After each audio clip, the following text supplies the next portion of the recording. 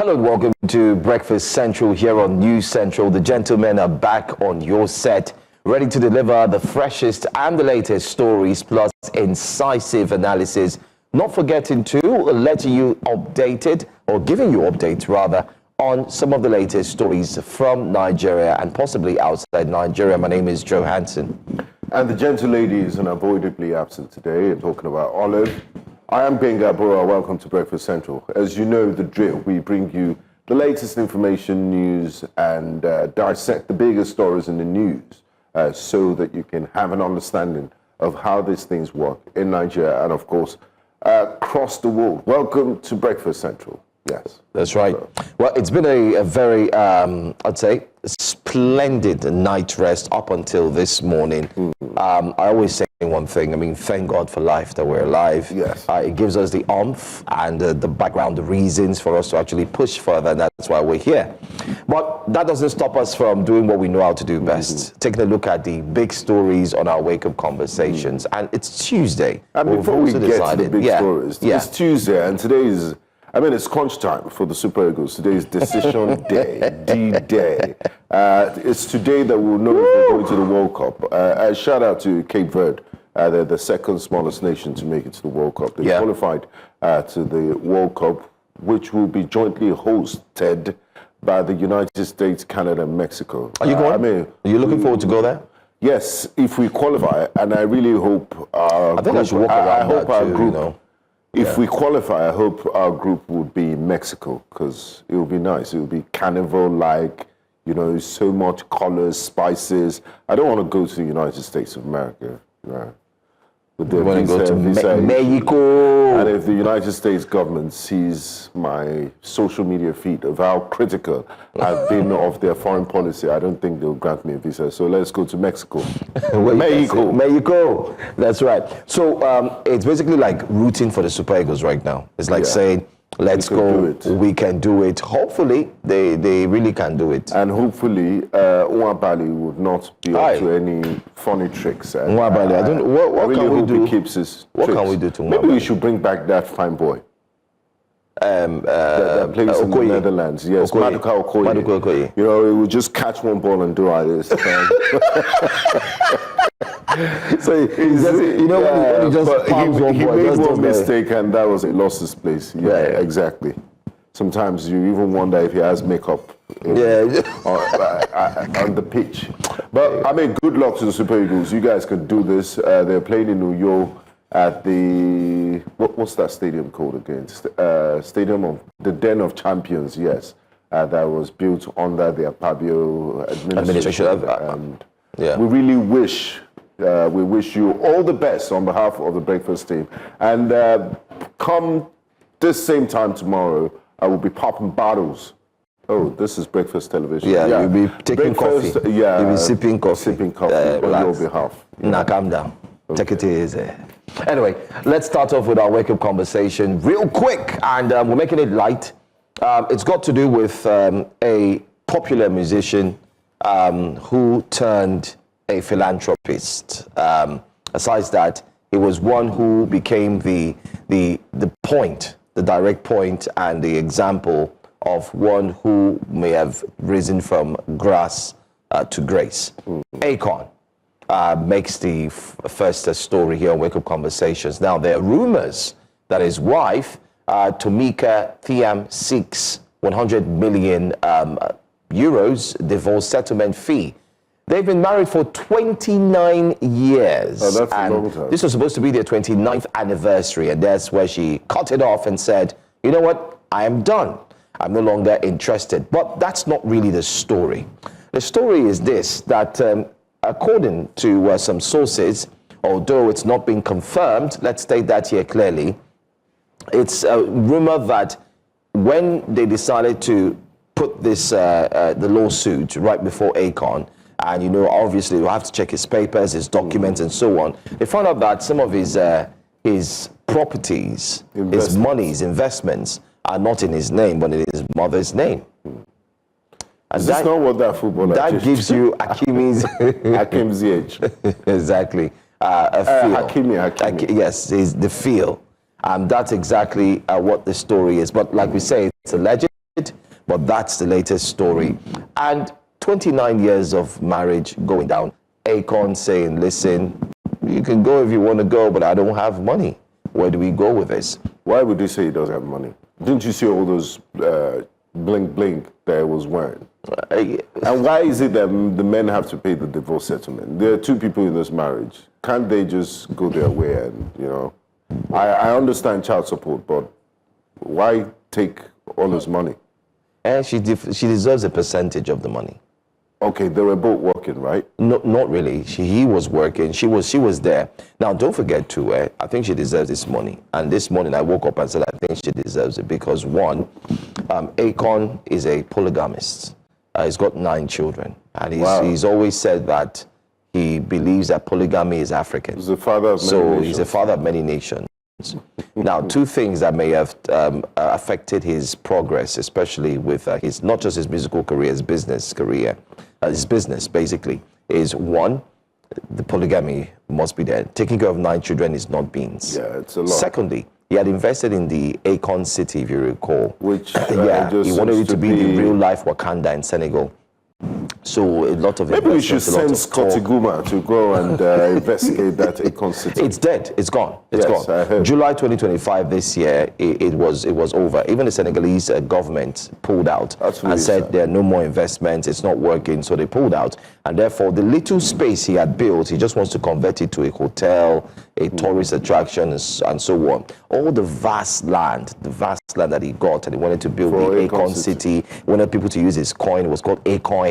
When you come in, you buy the Akon, use it to tour. It was like a real life Wakanda. You know, that's what he was building. It was fantastic, good idea, but it never materialized. So that also is gone. That's number 2. 3, music career. Yeah, struggling. Did sign some very good artists, but it doesn't look good as well. So, But I mean, it's always painful. They've stayed in this marriage for 29 years, and you wonder, I mean, why divorce? Why can't you just but go she's with tried that? 29 years, and somebody's saying that he's a polygamist.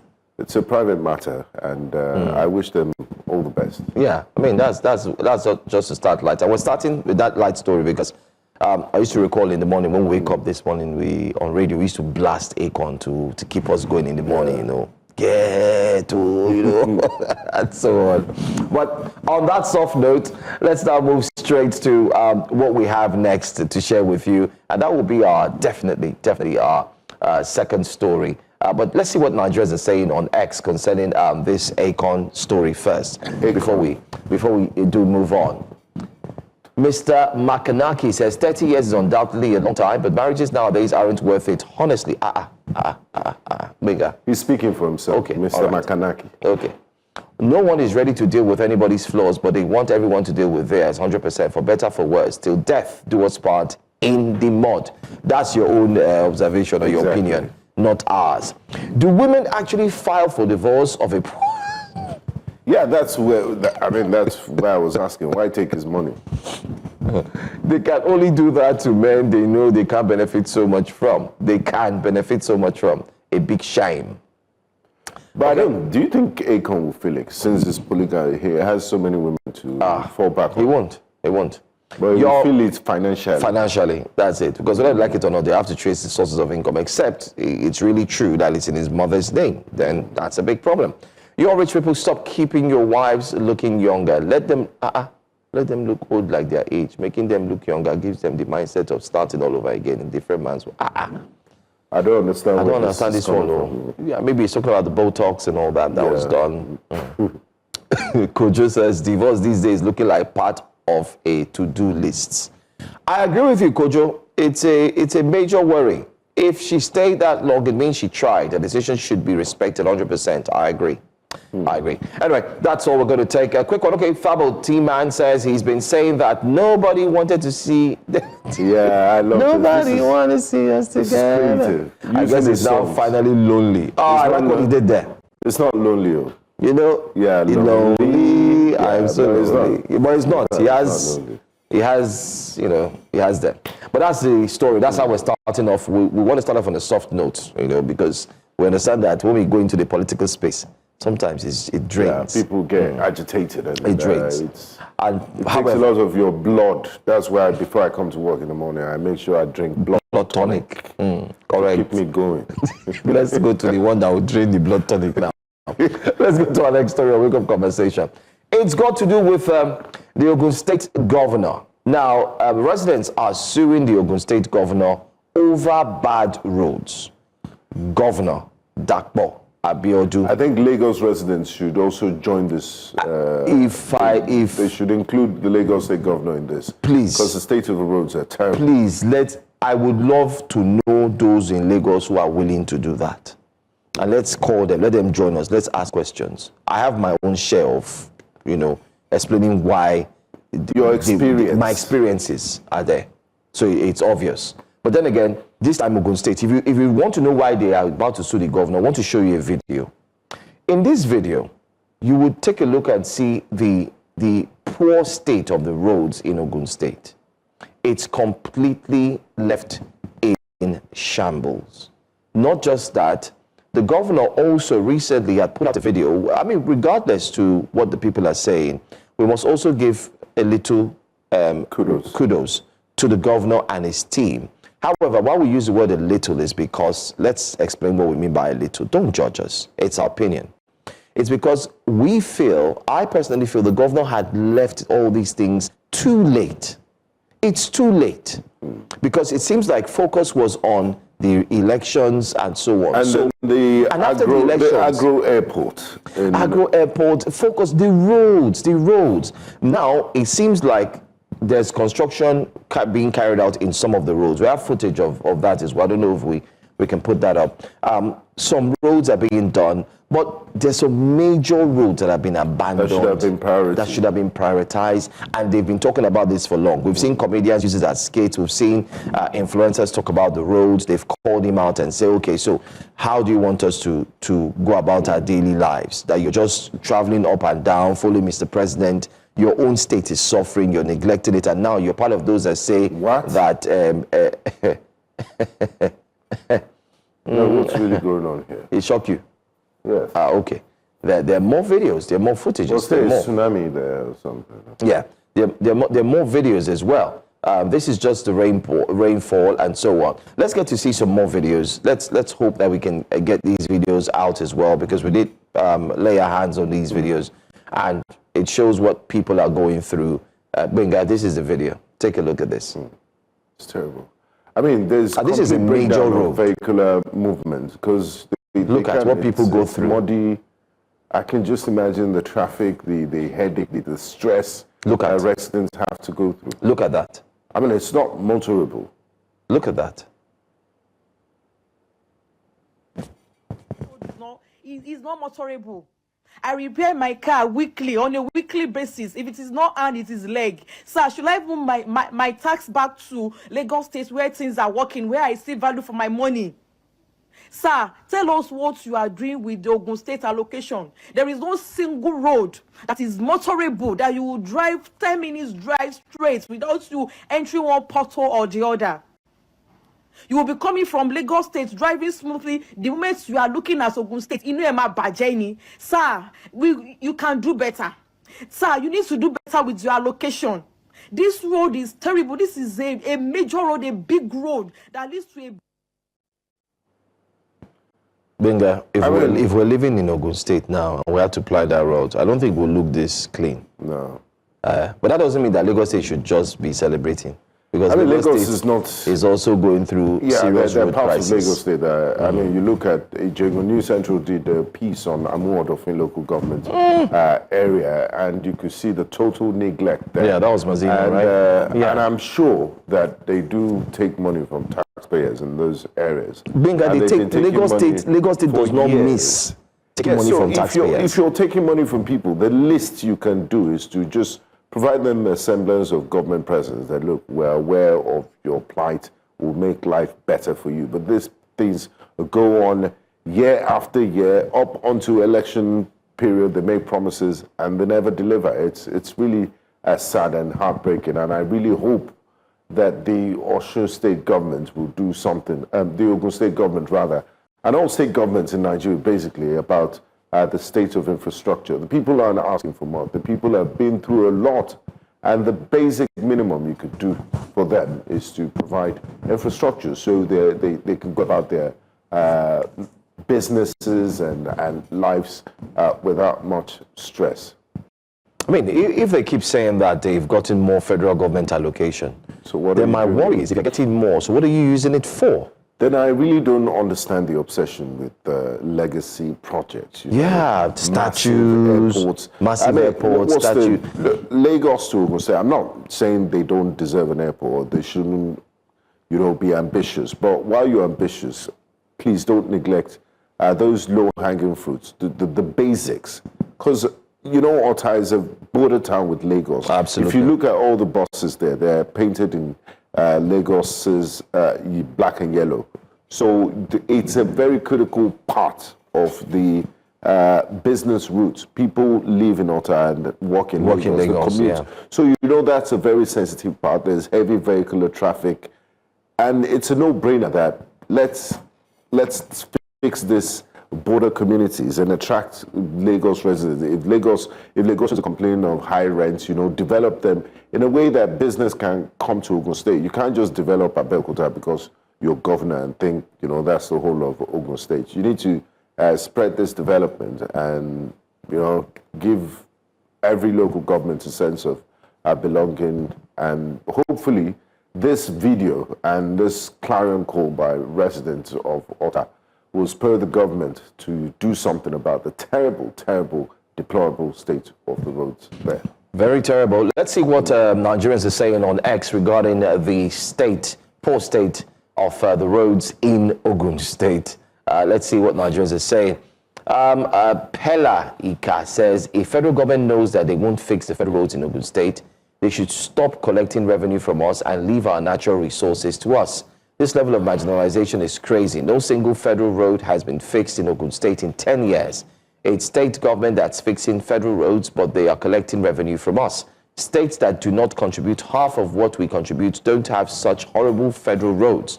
All the roads that link Ogun State to Lagos has been in horrible shape since forever, and none was touched. None. It calls on the president, if you know you won't fix our roads, don't collect revenue from us. He's very right. He's very right. Because there's an industrial zone in Ogun State, and their contribution to the national purse is quite significant. So it's only fair that they get some assistance from the central government in Abuja. And it's saying, look, if you're going to keep getting all those monies from us, why don't you show some sort of appreciation and do something? Because the states that their contribution, their VAT contribution to the federal purse is insignificant, but you wouldn't see such roads in the state. My other concern is how long will the residents of Ogun State continue to suffer to fix their cars and so on? Hence why many feel that this is a bold move to sue the government, because it will make the government now pay more attention to the roads. Because when I think about it, things are tough.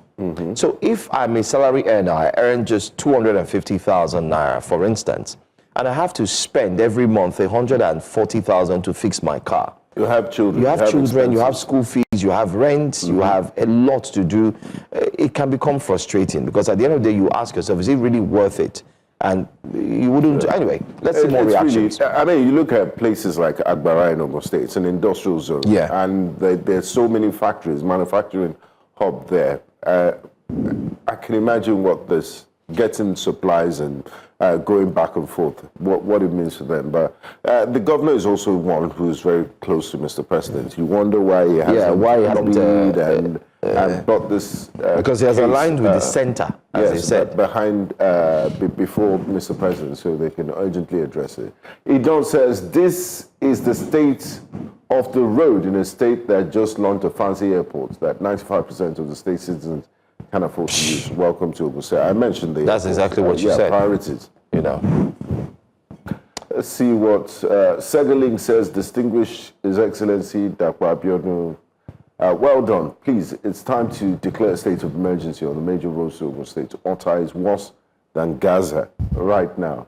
this is not an impossible task if we put humanity first, federal road or not. And I believe we need to do away with that excuse of federal road, because if you look at Western Avenue, at Lagos State Public Works, they do remedial works there from time to time, emergency, and besides, it's your residents, it's your citizens that are mostly affected. You can't wait for Abuja. Maybe fix it and send the bill to them, but that you would leave it in that state is and then again, in the case of fact, federal allocation, and then people are collecting more money. I mean, that gives you more support to be able to fix these roads, knowing fully well that the president has told them, listen, you're going to get more allocation, more money. I recall a meeting the president had in one of the events where he had spoken. And what he said there was he called on the subnationals, the governors, and he told them to actually, they have more now, so they should actually use it, get to work. You see, sometimes we're quick. Yes, we understand the president is the chief commander. And we just want to ensure that we speak to him because we feel that if he speaks out, everybody would listen. But sometimes, I like what the Ogun State residents have done. They, apart from just waiting to call on the president, what they've done is they've spoken to the governor directly. Recently, the governor has also been going around. He's been signing partnerships, synergizing with MOUs, with companies who are, some are about to invest about $1 billion in Ogun State. He's talked about the seaport and so on and so forth. He's been talking, he's been doing a lot of walk around. People will call it show walking. But if you check the comments and you ask people who live in Ogun State, they will tell you, oh, it's just a mere show. It's a show. Cosmetic. It's cosmetic. It's just a showmanship that's being put up because the real issues are still not solved. And I think it's high time that governors really know that, listen, what the people want is not, the funny thing, what people want is not much. Yeah, it's basics. Road. Light.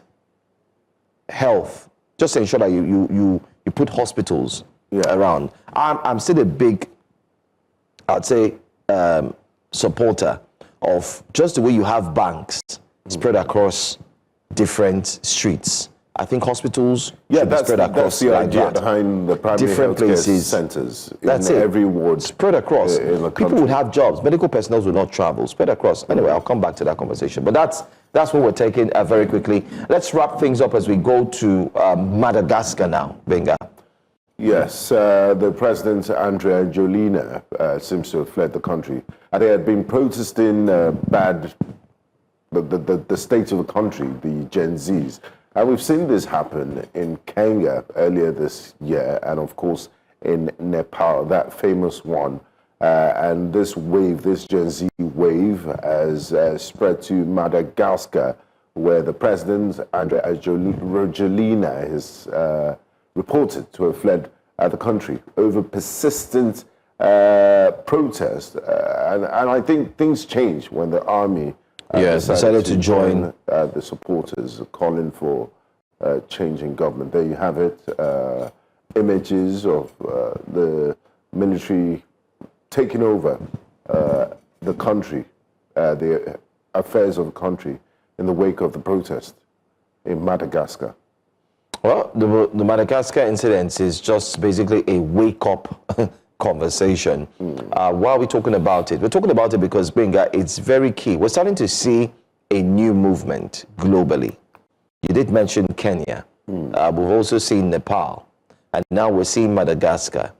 And all of these are linked to what they call Gen Z movement. It's a Gen Z movement where the youths predominantly have tagged themselves as Gen Z. They've decided to take on that name and say, yes, we're Gen Z. And when I watched a few interviews of some of them, especially the ones in Kenya and the ones in Nepal, they had said, remember the young lad in Nepal who was talking? There's this young lad who was galvanizing the movement. He stood on the podium. I believe he's a student of the great, what's his name now? Martin Luther King and the likes. And he spoke very, very, very tough. And he said, listen, we have to take this ourselves and so on and so forth. While we're not in any way supporting violence here, but whether you like it or not, it would lead to violence. And if you don't address the needs of the people, it leads to you can't control how they will react. And there's only so much the security operatives can do. If you look at the population of all countries, the population is definitely more than, and you can't open fire and kill everybody because they have a right to protest. And if you don't address their needs, these things can snowball into something bigger. And of course, in extreme situations like Madagascar and Nepal, we've seen a change of government. And also in Sri Lanka, sometimes. Absolutely. The helicopter incidents, climbing on top of the presidential palace so as to escape, so that you don't get caught. They should serve as a lesson to leaders that. So there's Kenya, Sri Lanka, Nepal, Madagascar. It's more interesting in Africa because over 60 or 70% of our population is under the age of 30. The youth. We have this problem of youth restiveness, unemployment. So if you don't quickly fill those needs, fill those holes. As a matter of emergency, it might develop and snowball into something you won't be able to deal with. I agree. I don't know if we have what people are saying on X concerning this particular story, but then again, let's quickly look at it. Moduroti Dada says the whole population of Madagascar is a little over 32 million. Nigerian youths alone are double, if not triple of these lots. We can tell you that they're triple, by the way. They rather fight themselves online than hit the streets to fight the common enemy.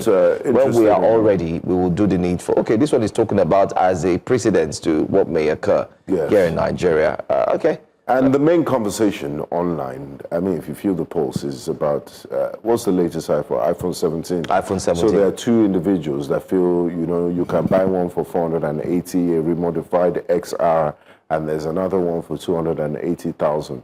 It just shows you the mindset of what really is priority to some section of Nigerian youths, because I'm not going to paint all of them. No, not all of them. Brush. Yeah. Okowal Samson says, it is just a waste of time for the youth because another junta has taken control to whose mercy they have to depend on.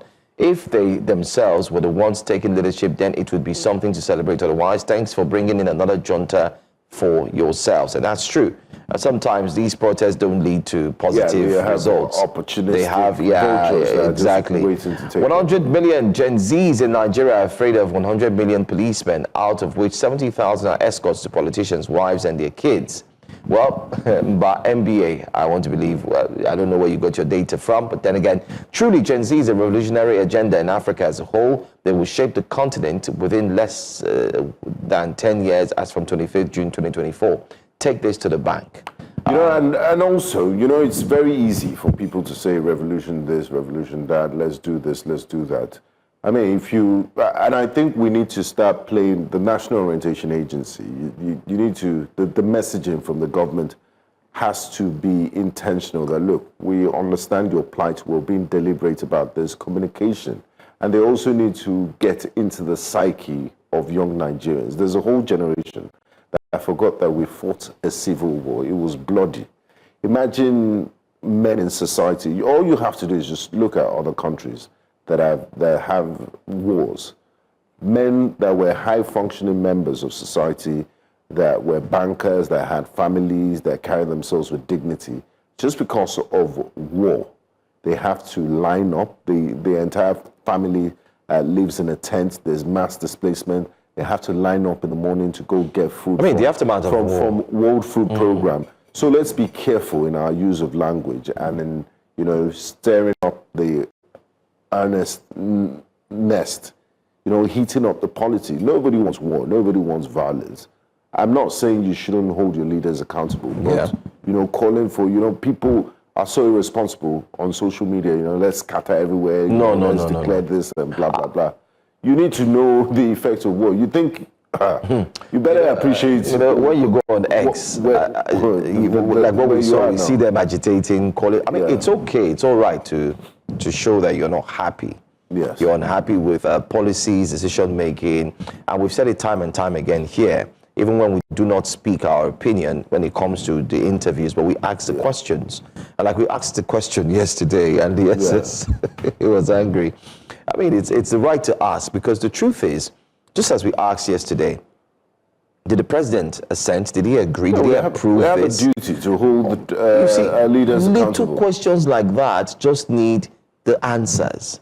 Because when you give the answers, everyone who is involved, who's agitating, now gets more understanding. That's why you said the National Orientation Agency. I mean, that's essence. They also, you see, the National Agency of Orientation, whatever. I mean, National Orientation Agency. They have more work now because their work is not just to give orientation to Nigerians. They also have to give orientation to those in power. Exactly, on how to communicate. On how to communicate, and how to pass information. Yes, the gap between. Because when you interview them, they get agitated, they get angry. Why are you asking me that question? No.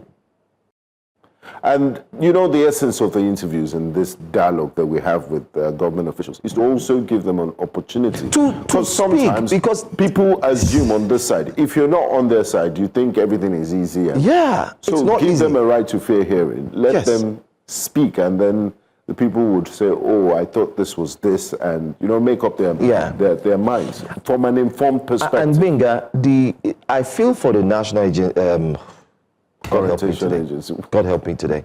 National Orientation Agency. I feel for them. You know why? We are in a country where the president hardly grants press interviews. He hardly does that. Take a look at the United States. Trump makes the work easy for the Orientation Agency.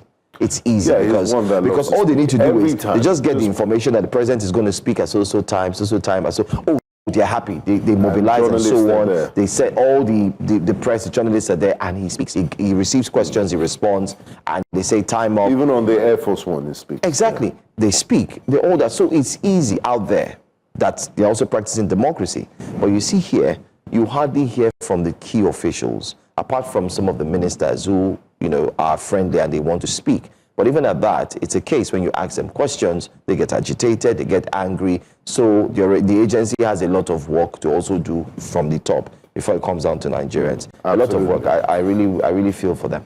But that's all we're going to take on Wake Up Conversations. We're going to move straight into the show proper. If you're joining us right now, thanks for joining in. Don't forget to stream with us. We're streaming live on YouTube, Facebook, X, Instagram, you name them. Drop your comments. And to all those who are dropping comments on YouTube, we see you. Thank you so much for sticking with us. Let's move to our top stories today here on Breakfast Central. Today on Breakfast Central, we'll be looking at digitalizing Nigeria's electoral process ahead of 2027. It's a big conversation that must start now.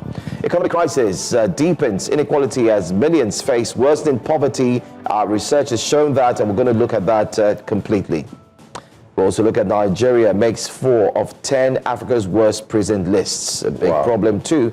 And reps move to strengthen agriculture. How? In the midst of insecurity. Don't forget you can be part of the front pages of the newspapers. Starts at 9. Stay with us here on Breakfast Central.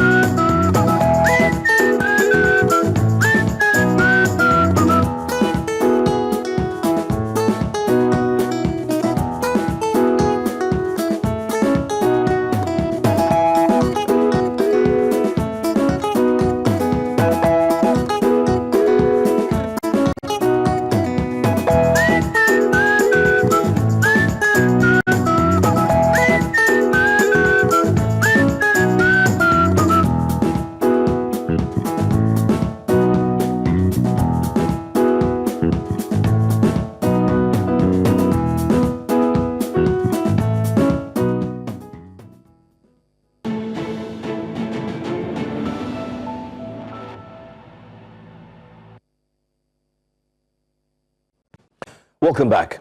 Nigeria has emerged as the country with the highest number of facilities ranked among Africa's 10 worst prisons, according to new assessments by rights organizations and international monitors. Across the continent, prisons are operating far beyond capacity. The International Committee of the Red Cross estimates that many African facilities are at 170% occupancy, with colonial-era structures ill-suited to modern demands. Kirikiri Maximum Security Prison in Lagos leads Nigeria's grim tally. Designed for 800 inmates, it now holds more than 2,500, where sewage-flooded cells, rampant gang violence and regular outbreaks of tuberculosis and malaria have earned it a reputation as a hellhole. Well, joining us for this discussion, we do have Dr. Uju Agomo, the Executive Director, Prisoners Rehabilitation and Welfare Action, PRAWA. Thank you so much, Dr. Uju, for joining us this morning. Thank you. All right. I'm happy to be here. I hope you're hearing me clearly. Yes, we can. Yes, we can. Even though we seem to have a little network glitch there, but we'll try as much as possible to make do with this conversation. It's sad, and it's a sad reality that our prison structures are where they are today. But what structural failures have allowed Nigerian prisons to deteriorate to this particular level that we find it now? Years of incremental neglect of the sector is something that is so important to bear in mind. And I think it is important that we have a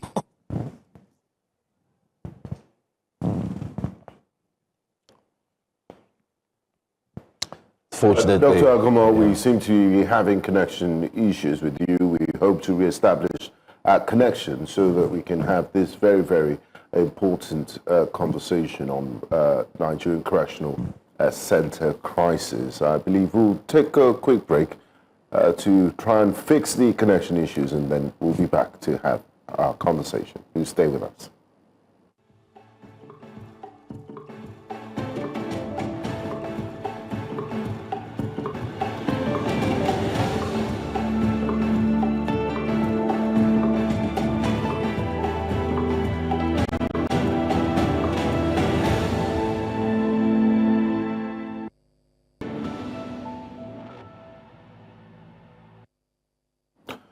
You're welcome back. As part of efforts to make Nigeria a food-secure nation, the House of Representatives Committee on Agricultural Production and Services held a public hearing to deliberate on 3 key bills aimed at transforming the country's agricultural sector. News Central correspondent Idong Joseph reports.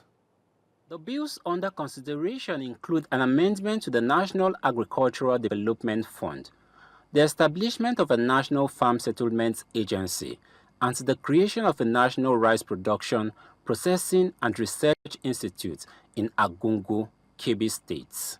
This public hearing offers all stakeholders, policy makers, farmers, researchers, investors, and development partners an opportunity to share a valuable perspectives.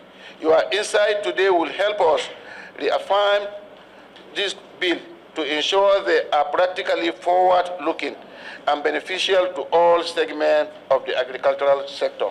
While the move is part of a broader initiative to strengthen existing agricultural institutions, stakeholders say that there is a need to avoid duplication of functions among research and development agencies. The Farm Settlement Bill, or Agency Bill, for us, at the outside, I would say is a good idea. But when we also look at the presence of the National Agricultural Land Development, Authority, NALDA, we tend to say this might be a duplication of the function of NALDA. The enactment of the bill into law absolutely has no extra cost implication of the public fund government being amended be in respect of any already existing agency of government. Rather, it will pave the way for access to better fund for agriculture in Nigeria. The Minister of State for Agriculture, Aliyu Abdullahi, called for sustained funding and collaborative efforts to boost agricultural yield across the country. our yield gap is the major problems we are having. For example, the rice we are talking about, the average yield is usually put at about 5 for those who are doing very well. Hardly will you get people making 6. But the average is between 4.5 to 5. Lawmakers and stakeholders at the session expressed optimism that the proposed legislations, if passed, will enhance productivity and ensure that Nigeria moves closer to achieving food security. In Abuja for News Central, Idong Joseph. Very interesting conversation there concerning Nigeria's agriculture. Hopefully, as we always say, with hopes, Binga, it will be a thing of the past. It's a no-brainer. It's one of those, I hate to sound like a broken record, but when we talk about low-hanging fruits, it's agriculture. You need to be food secure and self-sustaining. And God has blessed us with arable land and, good weather and labor. So why do we have any business importing food? So it's a good thing that we're looking at diversifying, and the House of Reps is also looking at those policies that will help strengthen agriculture in Nigeria. But we hope it goes beyond just talking to actual implementation, so that food prices can come down, food is affordable, and food stops being a problem for majority of Nigerians. I agree. Can't wait to let this come into fruition. I agree with you 100%. But let's move away from that now. We're hoping to connect again with our guests who had joined us earlier on. We're about to look at a very, very pertinent conversation, which we would love to carry out here on News Central as a special. So today marks the start. We want to take a look at the Nigerian prisons. Very, very key, and we're hoping to reconnect with our guests so we can have this conversation. Like I did mention, Breakfast Central is committed to ensuring that the Nigerian prison systems surely does get a reform. But before then, we have to start the conversation, and that's what we're bent on doing here on Breakfast Central. But let's move on now. Hopefully we can reconnect with our guests. Let's tell you that the Minister of the Federal Capital Territory, Nyesom Wike, says that President Bola Ahmed Tinubu is committed to ensuring that no judge serving in the FCT will be living in a rented apartment by the end of his first tenure. Wike made this known in Abuja during the flag-off ceremony of the design and construction of official residences for the heads of courts in the FCT. The minister added that the beneficiaries of the housing project include the President of the Court of Appeal, the Chief Judges of the Federal and FCT High Courts, and the Judge of the National Industrial Court, who will also retire with the houses allocated to them. Take a look. And let me make it clear.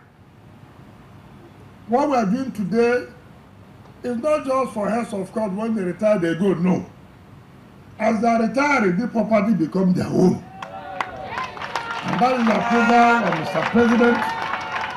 And that is why we issued the CFOs in their names. So any of you who are here now, don't think that when they are leaving tomorrow, you see people writing on pages of newspaper. Retired Chief Judge of FCT has taken our house. Retired Chief of Federal High Court has converted our house. The President of National Industrial Court has converted the House of National Industrial Court. The President of Court of Appeal has done the same.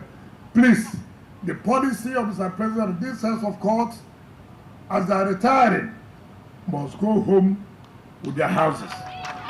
The provision of secure and befitting accommodation for heads of courts will enhance operational independence, personal security, and institutional dignity, thereby enabling judicial officers to discharge their duties with great focus and authority. The issue of corruption would get reduced to the barest minimum, because even if you accuse the judiciary of corruption, what are they going to use the money for? For accommodation is already guaranteed.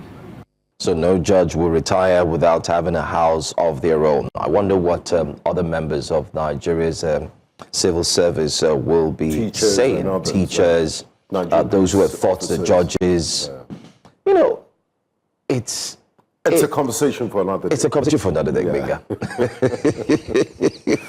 So let's reconnect with Dr. Uju Agomo. She's the Executive Director of Prisoners Rehabilitation and Welfare Action Power. And our conversation this morning is on prison congestion and the state of correctional facilities in Nigeria. Nigeria is said to be the Nigerian prisons, 4 of Nigerian prisons have made it to the not so great list of top 10 worst prisons in Africa, just to put it that way. Now, Dr. Agomo, just before we had that disruption, my colleague asked you for the reason why why Nigeria's prisons are the way they are. What are the root structural and policy failures driving the crisis of overcrowding and neglect? Okay, thank you very much. If you can hear me rightly, I want to say that part of this is a systemic delay in all of the things that needs to be done. So almost like, you know, a long period when this correctional service had been abandoned. And this was something that the 2019 Act of the Correctional Service was intended to reverse. Because if you look at the objectives of that act, which was signed on the 31st of July by the then president, you will see that the clear objective is to deal with all of the problems that have been mentioned and many more. The very first objective was to ensure complete compliance with international human rights standards and good correctional practices. So you are having a law which you are not putting steps to ensure full implementation. That same law talks about the fact that this is also to introduce an effective platform for the implementation of non-custodial measures. So imagine if the non-custodial measures are being implemented, a lot of people who need not be in custody will be in the community and the population will come down. Then you go to the third objective, it talks about reform, rehabilitation, and reintegration, which means that if people come in contact with the system, when they go back, the likelihood of them reoffending will be very, very minimal. Now, watch the fourth objective, and all of this is clearly stated in that law, Section 2, subsection 1, A to D. Then in that fourth objective, it says it is to control the overpopulation in a systemic way, especially for those who have not been convicted. The same law, and I'm going to give you this as a very clear example. The same law puts in a mechanism to help ensure that there are no custodial center is overcrowded. In section 12.2, that the officer in charge of that custodial center is supposed to activate an early warning signal, alert the chief judge, alert the prerogative of mercy committees, alert the justice reform teams, alert the attorney general and all of that, and give them a simple word. The reason for this problem is deeply rooted on the fact that we have laws that we don't implement. We lack proper coordination in terms of ensuring that all of the players within the system do what needs to be done. And it looks like nothing can come out of it. So in a sense that people feel that if I violate the law, no consequences. And therefore they continue to do it. So if you ask me, what is that root cause? It is a long period of abandonment of the sector. It is lack of implementation of the laws that are there, because the laws are clear. And if we do the needful, we will not be in the mess that we are. Wow, it's really deep, and we often feel that sometimes many Nigerians don't understand how deeply rooted the decay is in our prison systems. But who is responsible for oversight? And why do you think there has been no accountability up until today? Okay, first, I think it is good to also put some things in clear perspective. I don't know whether you are aware that on the 30th of September last year, the current Minister of Interior inaugurated a panel to do a general overhaul and investigate all aspects of corruption.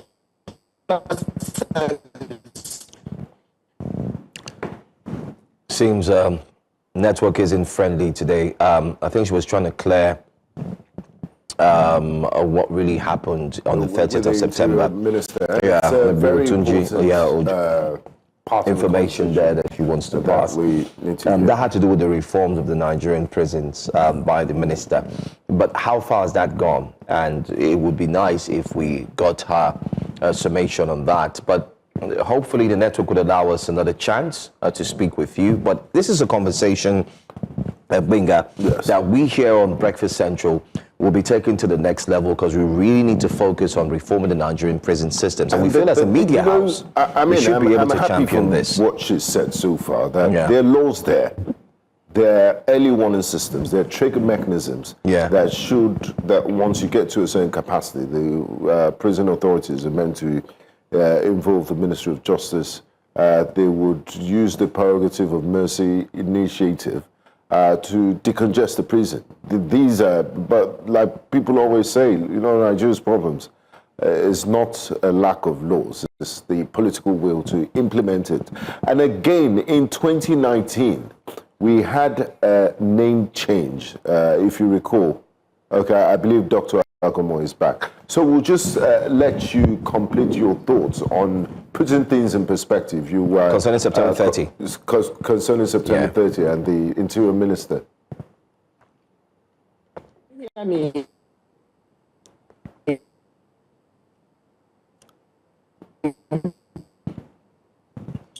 okay. Can you hear me? Yes, we can hear you. You can't hear me. We can hear you. Go ahead. Go ahead. Okay, very quickly, because I guess the network is playing out. So I told you that you were asking who is in charge of the oversight. Section 20 and 21 of the, and even if you only lead up to a little bit of 22, it talks about 4 different mechanisms of oversight. There are, and all of those 4, none have been activated. So I need to mention that, but I don't want to get too much into it. But then, that's last year, the minister inaugurated it, and which is still working to conclude this report. And I'm the secretary of seeing quite a lot, provided a lot that is happening, because the necessary coordination is not also happening with other agencies. And I want to say this, maybe it is important for everyone to hear. There seems to be an obsession with incarceration. General public are obsessed. They feel they must put everybody in custody. The judiciary obsessed about incarceration, and they don't understand the dangers. Because if they do, they won't be doing what they are doing, because it has a direct link to insecurity, a direct link to increasement of crime. Take it. Somebody who is innocent enters a custodial center, learns from the big bosses there, and then goes out and have a network of criminals that they are going to be connected with. And I think that apart from that, there is also a lot of stress that comes into this. So there's so much that ought to be done in terms of the different elements for oversight. I told you about the provision in the Nigerian Correctional Service Act, about 4 different mechanisms for oversight that is not yet activated. I must also let you know that both the Legal Aid Act of 2011 and the National Human Rights Commission Act also provide certain elements which should allow them to, on their own, visit places of detention.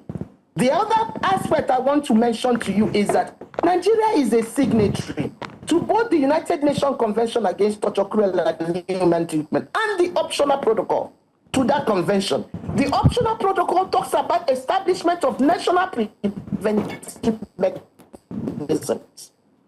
Recently this year, the National Human Rights Commission has been designated by the president to serve as a national preventive mechanism. And that national preventive mechanism is supposed to have opportunity and power to visit places of detention and bring reports and address it in line with what the subcommittee, the United Nations Subcommittee on Prevention of Torture, stipulates.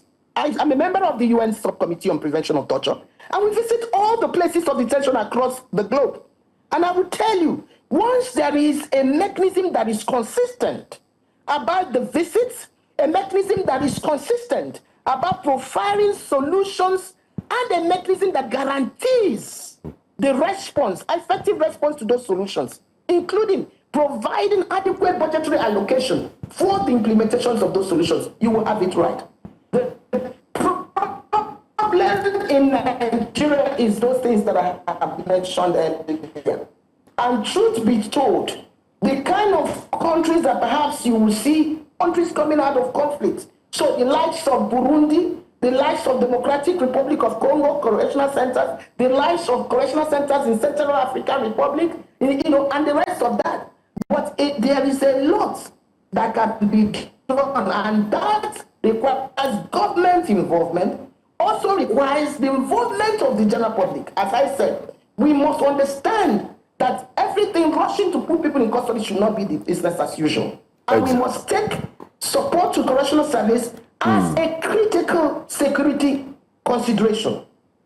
Absolutely. And it needs to be properly funded. But to talk about the need to activate fully the non-constitutional measures. The reason why many people. Hello, Dr. Agomo, are you there with us?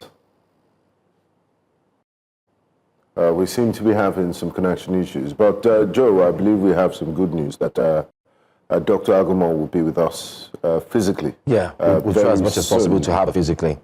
There's a lot to talk about. Dr. Agomo, if you can hear us, unfortunately we're out of time, and the network connectivity issues is really affecting this very, very interesting conversation. I want to put it to you, Dr. Agomo, that here on Breakfast Central, we've decided to take it upon ourselves to have a special on the call for Nigeria's prison reforms, and would like you to please join us physically when you're in Lagos, so that we can have this conversation live in the studio. And there will be no network issues, so we can discuss clearly. Yes. So yes, thank you so much. Okay then. Thank you. Thank you. All right, bye. Bye. Yes, that would be a good one, Binga. Yeah, so we can really look at it, spread many issues and explain clearly what's really happening. She said a lot. Especially the point that everybody seems to be. There's this craze of locking people up. Yeah, even in civil issues. Is one of the major culprits. Even in civil matters. We've had lawyers on this tell us. Civil matters.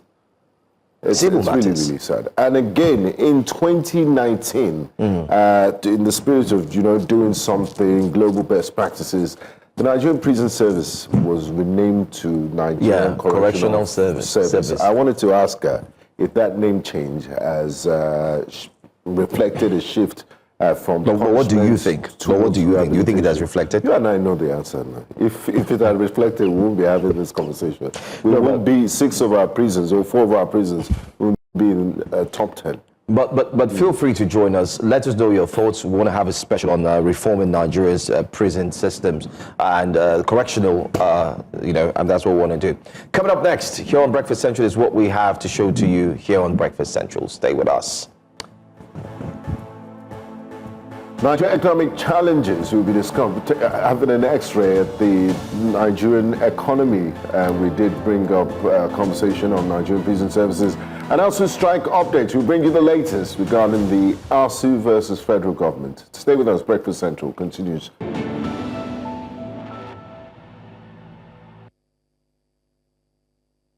Welcome back to Breakfast Central. Nigeria stands at a crossroads for its democracy. Lawmakers and international observers warn that the window for meaningful reform is closing, and that decisive action is required well before the 2027 general elections. Proposals on the table for critical reforms include expanded use of electronic accreditation and result transmission, single-day voting, and faster dispute resolution.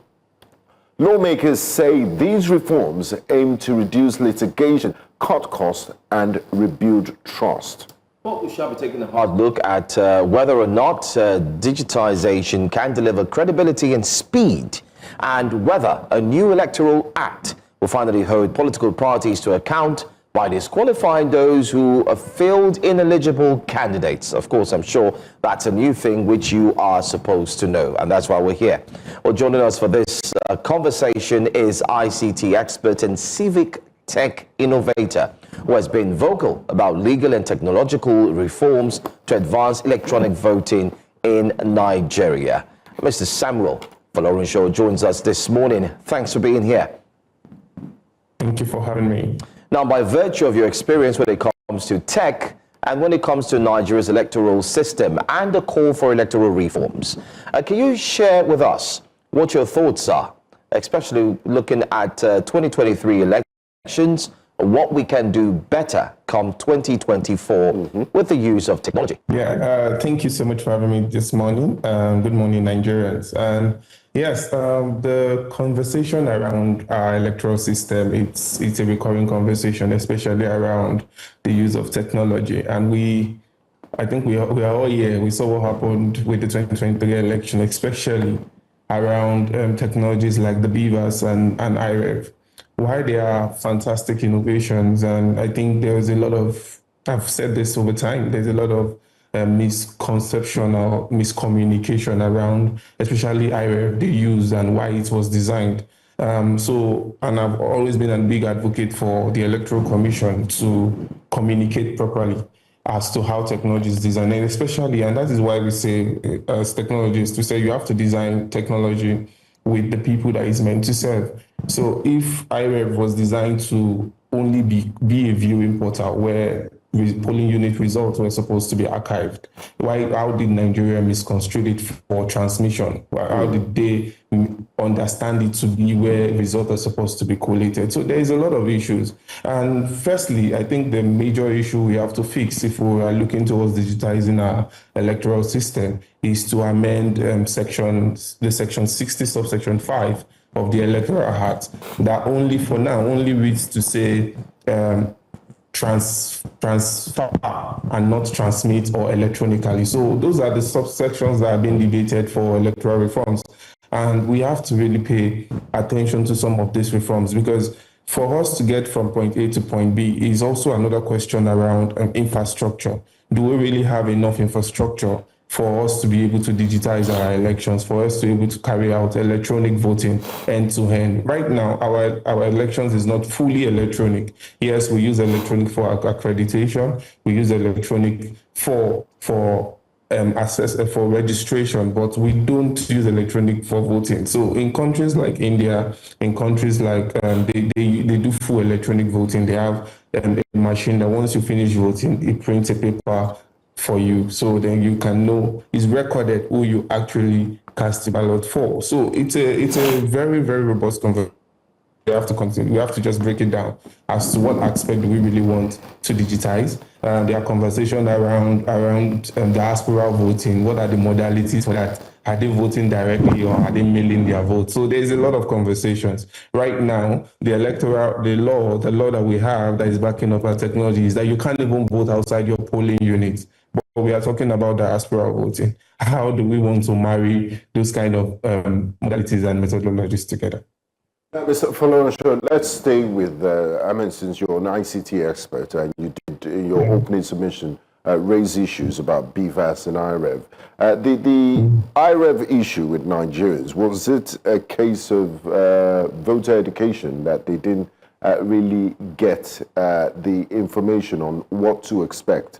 And also, BVAS and IREV were deployed in previous election cycles. What concrete technical upgrades and independent verification layers are non-negotiable to ensure accreditation and results transmission cannot be tampered with or invalidated at scale?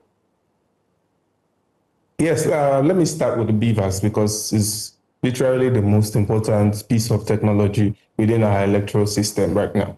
So the BVAS has really, really improved the way we conduct elections, and we can see why it came with new challenges. But we can see now that snatching ballot boxes is a thing of the past, because with the BVAS, you snatching ballot boxes doesn't make any sense. It doesn't really change the outcome of the elections, and that is why we have seen politicians turn their strategy to vote buying. And when Nigerians says, does votes really count? Does our vote really count? I respond to say, would they pay you 20,000 naira if your vote really does not count?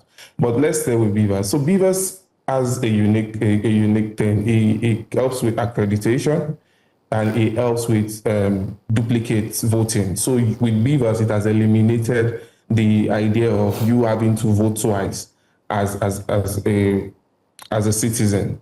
But when it comes to IREV, like you mentioned, yes, it is strongly mostly a case of voter education, because the IREV was solely designed for viewing. That is why it is called the result viewing portal. So it is solely designed for viewing. So it wasn't designed for collation or transmission of election results. So it was not designed to do any real-time analysis for you. But as a citizen, you can go there and view if the polling unit result that was uploaded from your polling unit is the right one, is the one you saw, is the one the party agent validated. So that is what it's designed for. And that is why you can see part of the amendment that has been pushed is for the amendment of section 60 subsection 5, that for it to now carry transmit and electronically, those words have to now be embedded in that subsection so that the IREF can now be admissible in court. So it is majorly a question of voter education, like you asked. Okay. Let's also still talk about the Beavers IREV. During the previous election, we did see people upload different pictures, slippers, keto slippers. Some even uploaded themselves, maybe dancing. Permit me to just, laugh it out a bit. And one would ordinarily wonder, does this pass through a scanning process to ensure that these are documents that are very necessary? Also, the issue of post-election, people were still uploading results and uploading things. How can we handle this in digitalization ahead of 2027? Yes, that's actually it's a control issue. It's a control issue within the commission, because first we have to understand what is the level of training that was given to the NYSC corpus that was supposed to man this technology, that was supposed to make use of this technology. Was there sufficient training for them? Because we've seen time past where trainings are rushed within the commission. There is not enough time for training, not enough time for deployment. So, or we've even seen situations where some of these people, the ones they train are not the ones they deploy. So that's a question of human error and how these technologies are being managed internally. Yes, INEC needs to first strengthen the workflow, how they manage the use of this technology. And they also need to improve this. We are in a world where artificial intelligence can help you cut down and can improve efficiency and cut down on a lot of controls. As you just mentioned, we saw people snap their own faces and uploaded them as a result. So what are the modalities that the commission, because this question is actually for the commission, we don't manage the technology, but we said, what are the modalities that you are putting in place to ensure that these things doesn't happen? Or should we, because the ruling from the 2023 presidential election that invalidated the IREV, should we even continue to use the IREV as a piece of technology in the first place? Because those are the questions that have been asked. Because if we did not amend the law that backs up the IREV, how do we even consider it a useful piece of technology if it's not admissible, if the results cannot be used in court? So, Mr. Folorensho, from your vantage point and from your perspective as an ICT, as someone that operates in that space, you did make reference to India, and Kenya has also integrated technology into their election process, albeit with mixed results. What lessons should Nigeria learn from these experiences as it moves towards digital reforms? And also, what recommendations would you propose in the time we have before the next general elections in 2027 that, INEC can onboard and implement so that we have a freer and fairer electionary process?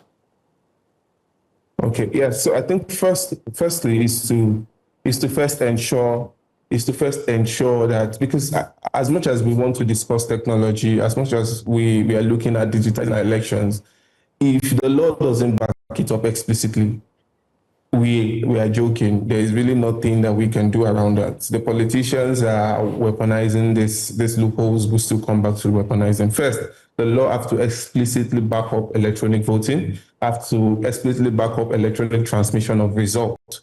Secondly, is to ensure secrecy of the ballot and ballot audit. And when we implement technologies like you've mentioned that Kenya introduced, like India has introduced, it sort of strengthens and ensures secrecy of the ballot.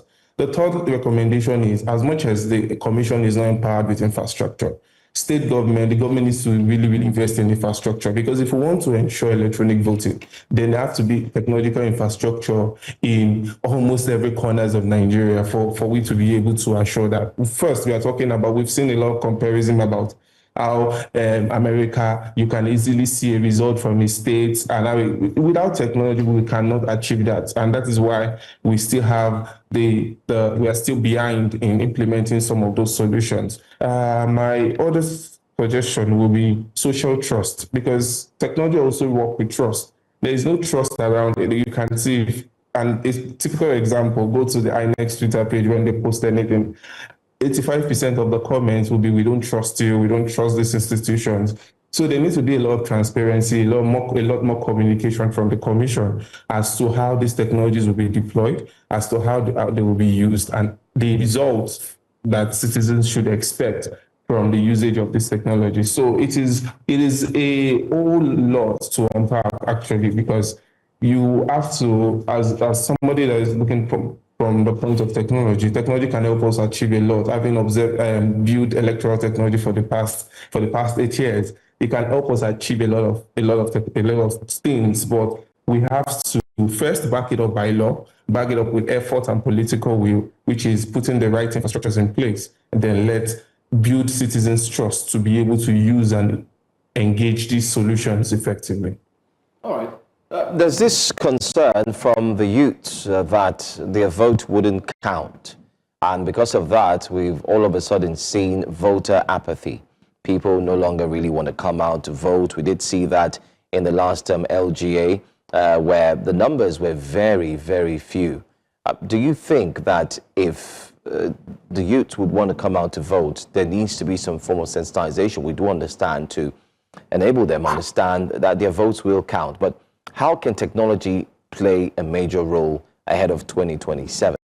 And I'm asking this because we did see in 2023, these youths had gathered their polling units. They were also part of those counting. Remember the words, the songs, they were chanting the numbers, and they were celebrating, only for them to see that what was posted on the IREV had a lot of markers, pens, cancellations, numbers looked like they were tweaked or they were drawn, as it were. How do you restore youth confidence, especially in the electoral processes and the system? Firstly, yes, the trust and apathy is really high. Youth don't trust the system, and we've experienced this firsthand. We've seen decline in voter turnout for the past 3-4 years in Nigeria. But the first thing I would like to counter is that your vote really counts, because, and that's I mentioned earlier, if your vote don't count, why would anybody think of paying you about 10,000 naira to vote? So that is also a misconception, a message that some politicians actually pass, because they understand that it's not better that we have these people not vote than coming to vote. So they keep peddling the messages of your vote don't count, we'll rig it. But truly it can become. But to your second question, as to how do we use technology, first we have to move from this idea of having the methodology for hiring needs to be improved if we are going to consider it as a technology. Taking a snapshot of a handwritten result is not viable. It's not viable. This devices like Beavers, has the capacity and the power to transmit the actual figures of the voter they accredited. So you can begin to take those kind of data, use it for audits, use it to strengthen the system, use it to know how many people actually cast their vote as against what is written down. So the INEC needs to actually rework the system, rework the vote flow, and make it transferable. What citizens want to see, what the INEC gave Nigerians was that, now we can actually see our results in real time. Now we actually have to ensure that technology works. Have to ensure that what citizens expect to get out of IREV is delivered, because those are the things that increase trust. Second thing is communication. A lot of the communication from the commission does not communicate directly to the youth. We've seen how Gen Zs communicate. We should learn to communicate better with them. We should learn to be proactive with the communication. We've seen a lot of communication that comes after the act when it's not supposed to be so. These are the things that improve trust with young people. I'll stop here. Mr. Flores, still following up on the issue of trust, because I mean, once you've done a very good job in letting people know why it's important to vote, and if they think your votes won't count, why would they even try to induce you in the first place? But still, on this issue of trust, and I've always joked that every Nigerian's middle name should be Thomas, because they doubt everything. Now, digital systems depend heavily on cybersecurity and data integrity. Given Nigeria's history of cyber attacks and weak digital infrastructure, what safeguards must be in place to protect electoral data from manipulation or external interference? Because people can easily go on WhatsApp and Facebook and, say, oh, it's technology. All they have to do is just press one button. What are these safeguards? And how do you also let the people know that, look, we have a digital structure, digital infrastructure that would prevent manipulation and cyber attacks? Yes, firstly is to engage close technologies, there are several levels of equations that are used around electoral technologies, and like I mentioned, the VVPAT device that some of those countries use. These are closed systems. These are systems that doesn't interface with public internet, and these are systems that have guaranteed trust. We've seen how in those countries that I mentioned previously, they trust these systems because immediately you cast your ballot, you have evidence of who you actually cast your ballot for as a citizen. So you have the system. But secondly is also responsible design. We preach responsible design of technologies a lot. So, and this comes with something when we say we're building technologies, is that when we build with the users, when we communicate every step as to how we arrive at every result, it sort of helps build trust and also improve transparency. Yes, there are conversations around cybersecurity, around hacking, around tampering with elections around the world. But in Nigeria, we can't really say we've experienced that. So I don't think we should preempt why we should build safeguards, put safeguards in place, but we should not let some of these misconceptions or happenings around the world start creeping into our mindset, because it's not something that we've experienced. We've not experienced hacking around our elections. Our elections is not fully digitized. If it becomes fully digitized, then we have to now prepare ourselves as to how this, because to even give you an insight, Beavers only houses the registered voter for a particular polling unit. So if you are outside that polling unit, that is why you can't vote currently from a polling unit that you are not assigned or registered to. So where our Beavers don't talk to themselves in real time, they only talk to IMF or upload pictures of IMF. So we need to also understand this process, and that is why we as an organization is doing a lot of voter education, opening up the use of this technology and how it is designed to citizens to help them understand how this works and how it is designed to work, so that we can remove a lot of these misconceptions or misinformation around the use of these technologies. Thank you so much, Samuel Olorunso, for speaking with us. Samuel has talked to us on the legal issue concerning the ICT, most importantly, the use of technology ahead of 2027. As well, this is a conversation that has started, and we hope to continue to push forward to see if these reforms will likely happen before 2027. Thanks for talking to us, and we look forward to have you again next time. Thank you for having me. Let's move away from that and go for a quick break. When we come back, we have more stories for you here on Breakfast Central, on News Central. Stay with us.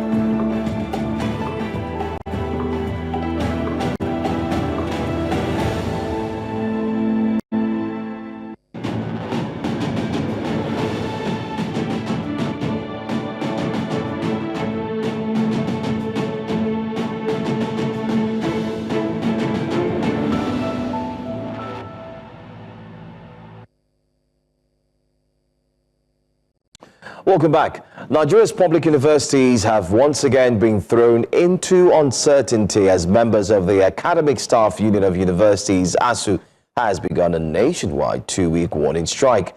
While the union says it is pushing for better welfare and implementation of agreements with the federal government, the strike, which began on Monday, October the 13th, has seen mixed levels of compliance across the country. Our correspondent Sumaya Abubakar tells us more in this report. At the University of Abuja, the Federal University Lokoja, Kogi State, and several other campuses nationwide, the level of compliance with ASU strike directive varies. While some faculties appear shut, others remain open. Classes are still in session as members of other unions say they are not part of ASU and will continue academic activities. We have 3 different academic unions. We have KONWA, we have NAMDA, and then we have ASU. If ASU decided, there are other academic unions that are functioning. I'm not on strike. We are not on strike. And we have already sent message to our students. Our students are very much around. For students, the situation remains uncertain. Across campuses from Abuja to Lokoja, reactions to the new strike are mixed, with frustration, confusion, and even sympathy for lecturers' demands. As we speak, we don't know the state of the situation, whether they are going on whether ASU is going on strike or they are not going on strike. But what I want to say is this affects us grossly, you understand? So the federal government should do their own part to ensuring that the demands of ASU is met. And aside that, also ASU should also consider the students. I'm already scared enough because I'm losing 5 years in school already. So I feel this strike, it is going to really add a lot of things to me, which is not something I'm actually scared of.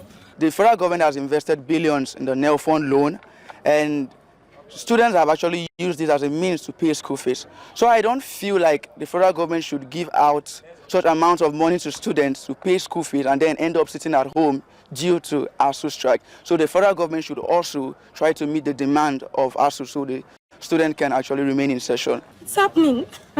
Well, thank God I just graduated and it's not going to affect me really. So I'm happy, I'm okay. The federal government calls the strike unnecessary, insisting the no work, no pay rule stands. ASU, however, says talks have yielded no real progress, leaving uncertainty across public campuses. In Abuja, for News Central, Sumaya Abubakar. Now, from the bustling streets of Lagos to the quiet farms in Zamfara, the Nigerian economy is growing, but not for everyone. While the rich are building empires, millions of ordinary Nigerians are sinking deeper into poverty. The middle class, once the backbone of our society, is vanishing, and with it, the hopes of upward mobility, stability, and shared prosperity. Today, we ask, what does it mean when a nation thrives only for a few? And more importantly, how do we bridge this widening gap before it becomes irreversible?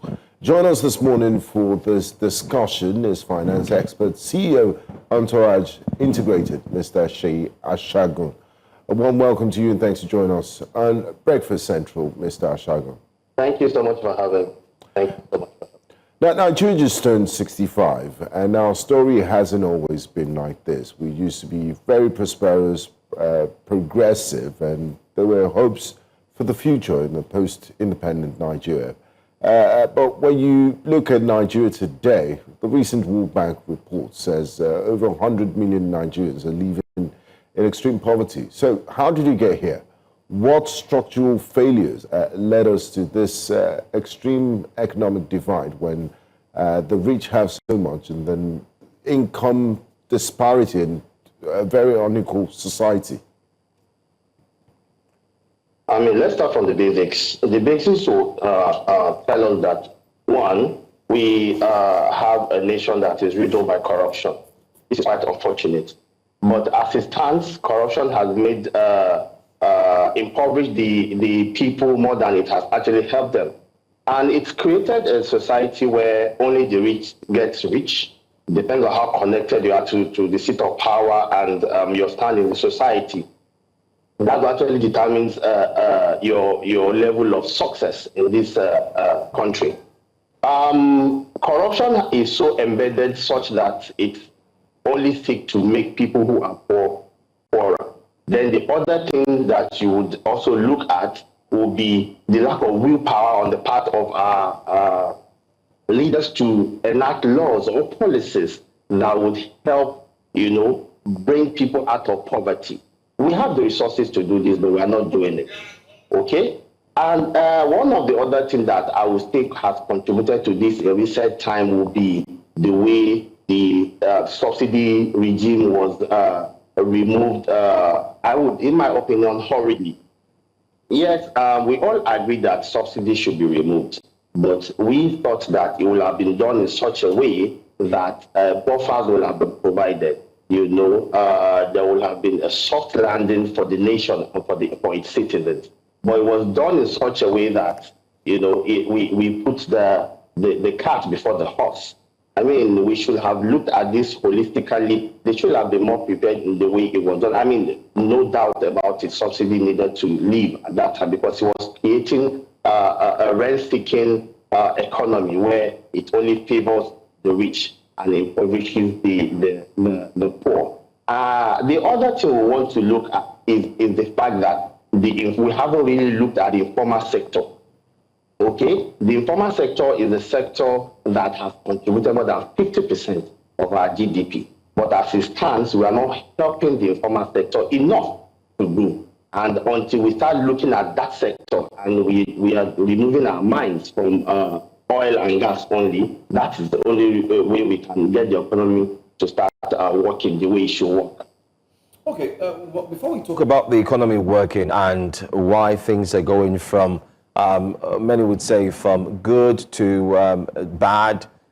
The question really is, are we really going through tough times, through an economic pressure, through economic challenges? Because I can tell you for free, and I'm sure my colleague here, Benga, also will agree with me, that oftentimes when we talk to people who are in government and they join us here, they always tend to tell us that, no, everything is fine, everything is perfect. In fact, an aide to the president recently just said that security has been quelled. Everything is doing very well. The economy is growing, Nigerians are enjoying, and so on. So as an economist and one who is really looking through the books and the situation of the country, can you share with us if truly things are going fine and perfectly as being touted? Just to add to what my colleague said, because on paper, GDP is growing. You hear talks about foreign investment. I spoke to special advisor to Mr. President on the economy last week at the sidelines of the Nigeria Economic Summit, and also the Minister for Budget and National Planning. But it's not translating to ordinary Nigerians. Yeah. You know what? Sorry to butt in. Sorry to butt in. Before your response, we just have a fixed advert spot. We need to take this. And when we come back, we'd like to hear your response very quickly, please. Sorry about that. Welcome back. We're joined by financial expert and CEO Entourage Integrated, Mr. Sheyi Ashagu. Right before the break, we had asked about what we see announcements made by the federal government and the reality on the ground. People are not feeling what is being said by the federal government, that the economy is indeed doing very well. And we asked you earlier on before the break that, can you share with us what you think? Is the economy really doing well, or are we living in a fool's paradise? Please go ahead. Okay, so, in Q2 2025, the GDP grew by 4.23, and the government will be quick to tell you that the economy is actually improving. Yes, the GDP has grown. We're doing about 100 trillion right now. But this is it. You see, we need to understand how it seems like it actually grew. There was a rebasing that was done from the 2010 base year that we used to use in calculating our GDP to 2019. So the 2010 base year that we were using before only took into consideration about 14 sectors of the economy. But when we now started using, when we opted to start using the 2019 year as the basis of calculating our GDP, then we have more data to work with, and then of course it made the GDP to sort of grow. So we are not looking at it in the real sense of the value that we are getting from this GDP. We're just saying that it was rebased. That is number one. Then of course we should give credit to the administration and for the way they are running the economy, because of course oil has rebounded, oil production has rebounded, and we are looking at 1.68 million barrels now produced per day, in Q2 2025. And this obviously speaks to the fact that we have they've been able to tackle insecurity in those areas, and of course liaising and having communal, a better interaction with the host communities. So that has improved oil production and all. And of course, the non-oil sector that has always been resilient in this economy, because the non-oil sector has always contributed 95.95% of our economy. Okay, so these are the reason the GDP seems to be growing.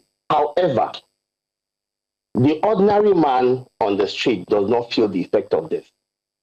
And the reason is this. The informal sector that also contributes up to about 50% of the GDP is not being adequately funded. We have more than 40 million businesses who can't readily access credit. And this is the reason it seems that the ordinary man on the street is not feeling the effect of the GDP that we're brandishing as growing. So it's only growing in the sense that some sectors are doing so well, like oil and gas, and some industries. But for the common man to see improvement in his lifestyle or on his life, we need to improve on the informal sector. The artisans, we need to provide funding for them. They need to be able to scale their businesses.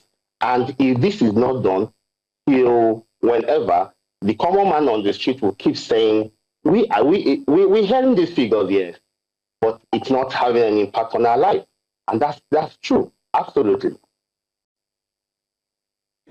About the positives that are happening, and you also said the government needs to improve the informal sector. Having said that, the natural question that comes to everyone's mind is, what practical steps can be taken today to help boost MSMEs that are the backbone of the Nigerian economy? They employ quite a lot of Nigerians, and this informal sector, to ensure that this growth is not just goes to the top players in the economy, it also trickles down. So what can be done to ensure an all-inclusive growth? What policies can push us towards that direction? I would say that the federal government should actually, the federal government, the CBN, the policymakers, even our lawmakers should look at policies that favor MSMEs. And we should start with the microfinance institutions and the MFBs. These institutions are created to support MSMEs. And if policies are not rounded and robust enough to help these people to be able to have boots on ground in local areas to support activities, productive activities in those areas, then we won't be taking the issue of alleviating poverty seriously. For us to grow MSMEs, we need MFIs, MFBs to take their jobs seriously. And they need policies to back most of the things that they do. Take, for example, when most MFIs, when they lend, borrowers sometimes don't pay. Not that due diligence will not be done, but when you run to the law sort of almost certainly protects the borrower. And I was saying that you should have laws that ensure that when you borrow, you must pay back, and there should be. If for example, now you have a default and you go to the police depositor here and go to the court, and all that. So we're saying that we should be able to have a functional regulation that ensures that MFIs can of course, do their due diligence and ensure that they lend to the underserved people who actually need this money. Micro businesses need just very little fund. But when these funds are given to them, we should have policies that ensure that these funds come in. Of course, the MFIs and the MFVs will do their own part, but we're saying that there should be regulations to ensure that some form of pressure can be applied to those that have borrowed money and ensure that payment come back. And some form of support, even FDIs for MFIs and MFVs to be able to support artisans, to be able to support micro businesses, small businesses, and medium businesses. You'll be so surprised that what most of these artisans or informal sectors need is not so much. 100,000 there, 200,000 there, $1 million there, nothing extraordinary. And we are not focusing on that. Remember, most of these informal sector players are actually not going to commercial banks to go get funded. So it is now left for MFIs and MFBs to ensure that the funding that are needed in those sectors are actually channeled appropriately. So the government needs to enact policies and regulations that would make the transfer from MFB or MFI seamless to the required informal sectors, artisans, micro businesses, small businesses, and of course, the medium enterprises. Okay, interesting. The middle class is starting to shrink. And I'm sure as a financial expert, you would agree with us that the middle class are one of the classes out of the top echelon, and then of course those at the bottom that are really facing the pressure right now. Can you share with us what the long-term consequences will look like if the economy continues in this form, especially in respect to the middle class, right before you can also tie in those at the bottom of the food chain? For us to have a robust middle class, we need to industrialize the nation. We need to be looking at our industries. We're getting a lot of FDIs, and they haven't translated into infrastructure. For you to have a robust middle class, we need to have infrastructure in place. We need to have an economy that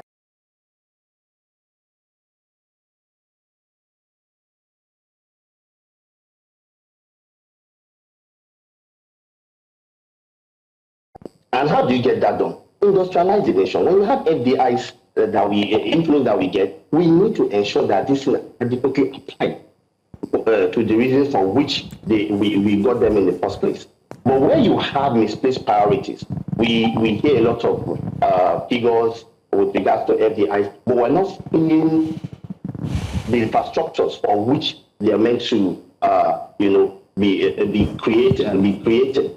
So for you to have a robust middle class, you need to have we need to be industrialized, because it is only when you are industrialized that people can get gainfully employed.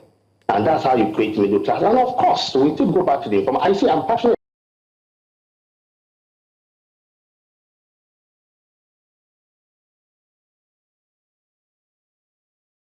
about the informal sector because it's more like a low-hanging fruit.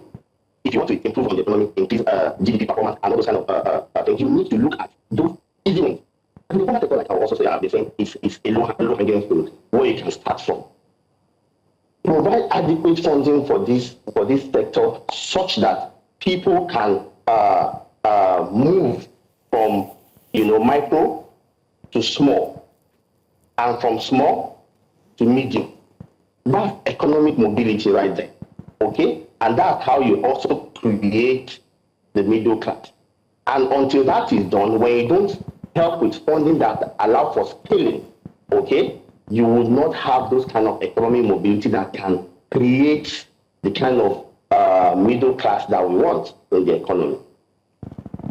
Okay. Now, let's talk about something that we might have to rethink. We had this obsession with foreign direct investment. And if you look at China and Japan, they became Asian tigers, because they looked inwards and said, look, what can we do? And by the time they developed the manufacturing base and did a lot within their countries, the world took notice of what they can do economically. Is it time for Nigeria and Nigeria economics and the government and the stakeholders to rethink our obsession with foreign direct investment and focus more on empowering local businesses and corporations? Let's look at what's like Burkina Faso. If you look at what Ibrahim Traoré has done in the last 3 years, it's quite impressive. And it's doing this without looking outwards for help. And I understand no country is an island, but maybe we need to pull ourselves by the bootstraps and, do the heavy lifting from ground up as Nigerians in order to industrialize and have a more productive pace. Okay, so we discussed about think that other countries would prioritize our economy, would prioritize Africa against their own economy. That doesn't happen. FDIs, yes, like I said the other time, that FDIs are okay, but it also comes at a cost. We can, there is no solution like homegrown solution to improving the economy. And I will tell you this for free, you cannot grow the economy or have a robust economy on FDIs alone. Now we need to look inward, and looking inward means that we need to start creating our own local solution to our own local problems. Now, and after this also, we need to go to the grassroots, the informal sector. We need to look around and see what can be done. So, my own suggestion will be that, especially for MFIs and MFBs, I will still go back to there because I think that the only way to grow the economy apart from industrialization is to go down to the grassroots and understand the businesses at the local level. Okay? If government make conscious effort to say we need to improve local production, we need to improve the informal sector such that we have enough. You see, let me digress a bit. So if you look at taxation, for example, you could decide that you're going to tax, for example, 500 people or 500 businesses and tax them 2 naira just to be able to make $1 million, for example. But do you know you can get better, you can get more people into the tax bracket by providing funding for the informal sector such that you can create, you can improve, you can bring people into the tax net from 500 to about a million if you empower people in that space. Now, so you can also, when you increase from 500 to $1 million, it means you can reduce taxes to a naira, for example, okay? And then you're still able to raise your 1 million. Instead of overtaxing 500 people, you could help improve the lives of people in the informal sector or businesses in the informal sector such that you can have, instead of 500, you can have $1 million. And when that is done, it means you reduce taxes. When you reduce taxes because you have more people in tax bracket, you can give tax breaks because people are productive. Now you're able to, it's a win-win situation, okay? Because at the end of the day, all you need to do is to provide and create that enabling environment that make businesses thrive, that make businesses to be more productive. And this can only be done by providing funding at the base level of the economy. This informal sector already contributes to more than 50% of our GDP. And all you need to do to improve that is to provide more funding at the grassroots. And that is why I keep saying that MFIs and MFBs should be empowered with policies that can ensure that they support the economy the way they should, or the way they have been designated from the World Goal to support the economy and support small businesses to allow them to grow.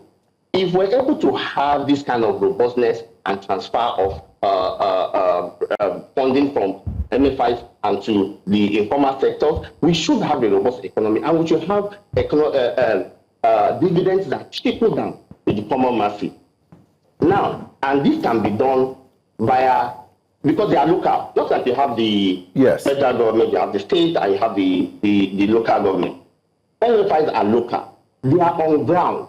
They are in the communities where these businesses take place. They are the ones that can ensure that, okay, they understand the business in those localities to say, okay, for example, Oshodi. They are on ground in Oshodi, for example, in our local areas. We know the businesses that they do.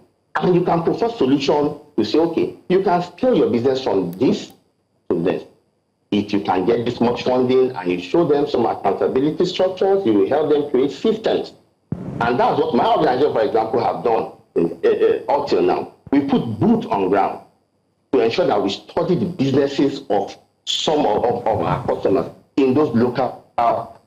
In this informal sector, the artisans, you empower them, and they're able to scale their businesses. This is what makes for a prosperous economy. Now, finally, before we let you go, I mean, you've given so many positive anecdotes today in the course of our conversation, but for policy watchers, policy makers, and the government watching Breakfast Central this morning, if you could give them a piece of advice, what must change immediately, looking at the current trajectory and their ways of doing business 2 years into this administration? I would say intentionality.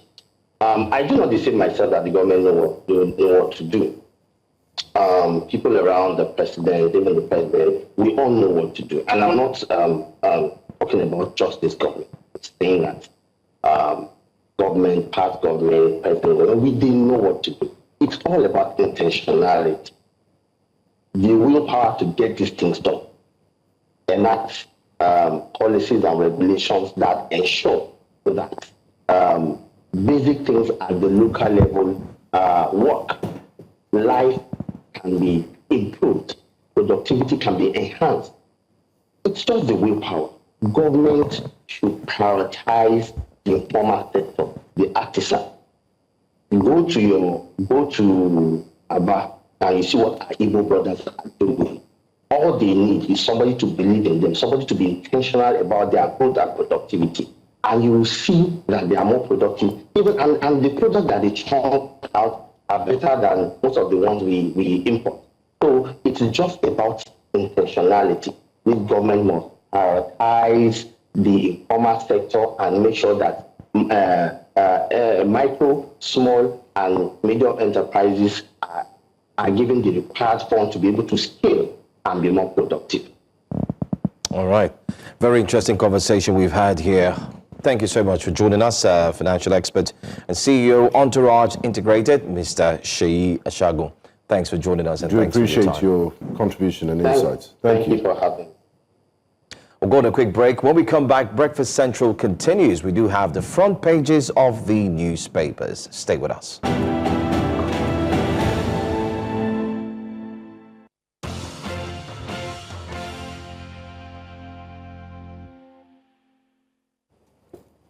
You're welcome back to Breakfast Central. It's time for us to look at the newspaper front pages. You know what this means. This gives our esteemed viewers the opportunity to call in and share their thoughts on any one of the big stories we share with you. It's your turn to interact with us. Just follow the numbers on your screen. And joining us this morning is Public Affairs Analyst, Mr. Theophilus Akatuba. He will be joining us to dissect, Good morning. and also and it's a pleasure to be here. The front pages of the newspaper. I don't know. When I say eat, I don't mean like physical eating, the spiritual eating. Yeah. But some people eat it with the suya. They say it makes it tasty. Oh, I see. Yeah. Until you eat it with your CV. Then you understand that it's your not degree. Your degree. You're welcome, Mr. Akatuba, on this very special day where we're on the cusp of greatness. We're either going to the World Cup or not. Today is decision day. Woo. And, you know, football is a second religion in Nigeria. And for some it's actually their first. Yes. I think my hope and my prayer is that the Super Eagles play to their superness and win and sustain the winning spree and qualify. In fact, for Nigeria not to go to the World Cup is incomplete for Africa. You know, it is like Brazil not being in the World Cup. That's how I see it. And so Nigeria need to rise and demonstrate that. And we missed the last World Cup. Giant of African, you know, toga that we carry. We have no reason. Are we motivated enough? Do we have the players? You know, I was close to the team in Ghana. I went to Secondary to watch them. And that was when I lost interest in supporting the Super Eagles, not because of any reason. First, they lost that match, and I observed that the players were housed in a low-quality part of the hotel, and the officials were in the VIP part. And so when I saw that, I immediately understood why it is it is actually too much of expectation to expect the team to perform. Because the people that we played the match were housed in low-quality residences, beaten by mosquitoes, and the officials were housed in air-conditioned part of the hotel. And that tells you that if that is the way it is done, in fact, the players were carried in low-quality transport system, and the officials had VIP rides. I mean, that professional football was when I pulled back and said, no, if I give my support because of patriotism, I'll be broken-hearted again and again. So I drove back from Secondary after we lost the match to Mali. I was sad. Then I started managing my expectations. But today, I want to wish them well. And I hope they started putting them in the best part of the hotel. We serve breakfast the hard way. The hard way, tough breakfast. Now let's start with the Punch newspaper. The headline there says, opposition splits over National Assembly poll shift plan. The National Assembly is proposing a bill to move presidential governorship polls to November 2026. Is that not too early? PDP and NPP allege tenure extension plot. ADC, LP differ. I guess we have to read the newspaper. Well, to get I missed this news, but I'm looking at election takes place around March, right? February. Yeah. And the swearing is in May. Yeah. I think they are trying to do this to ensure that litigations are completed before the swearing. I think so, because there's a lot of pressure. If there for any reason there's postponement, if other put pressure on the processes that leads to the swearing. And I can see that if this is allowed, there will be enough time for all election disputes and litigations to be resolved. And the pressure will be less. Even if there's going to be a postponement, there will be enough 90 days to postpone and do whatever we need to do. That is my thought. But of course, you've seen already misreactions, and everyone will keep saying, but we need enough time before swearing in, I believe so, to ensure that there will be no excuse for you to swear in someone who is still in court trying to validate his victory. Absolutely. There's also the headline there, Makinde wants Wike camp against stopping PDP convention. In whose interest will this be, and why are those in Wike's camp? It's unfortunate that the PDP crisis is not abating. Every time they speak, they stoke in more fire, more petrol or whatever into the fire. So this is also signs of the health status of the PDP.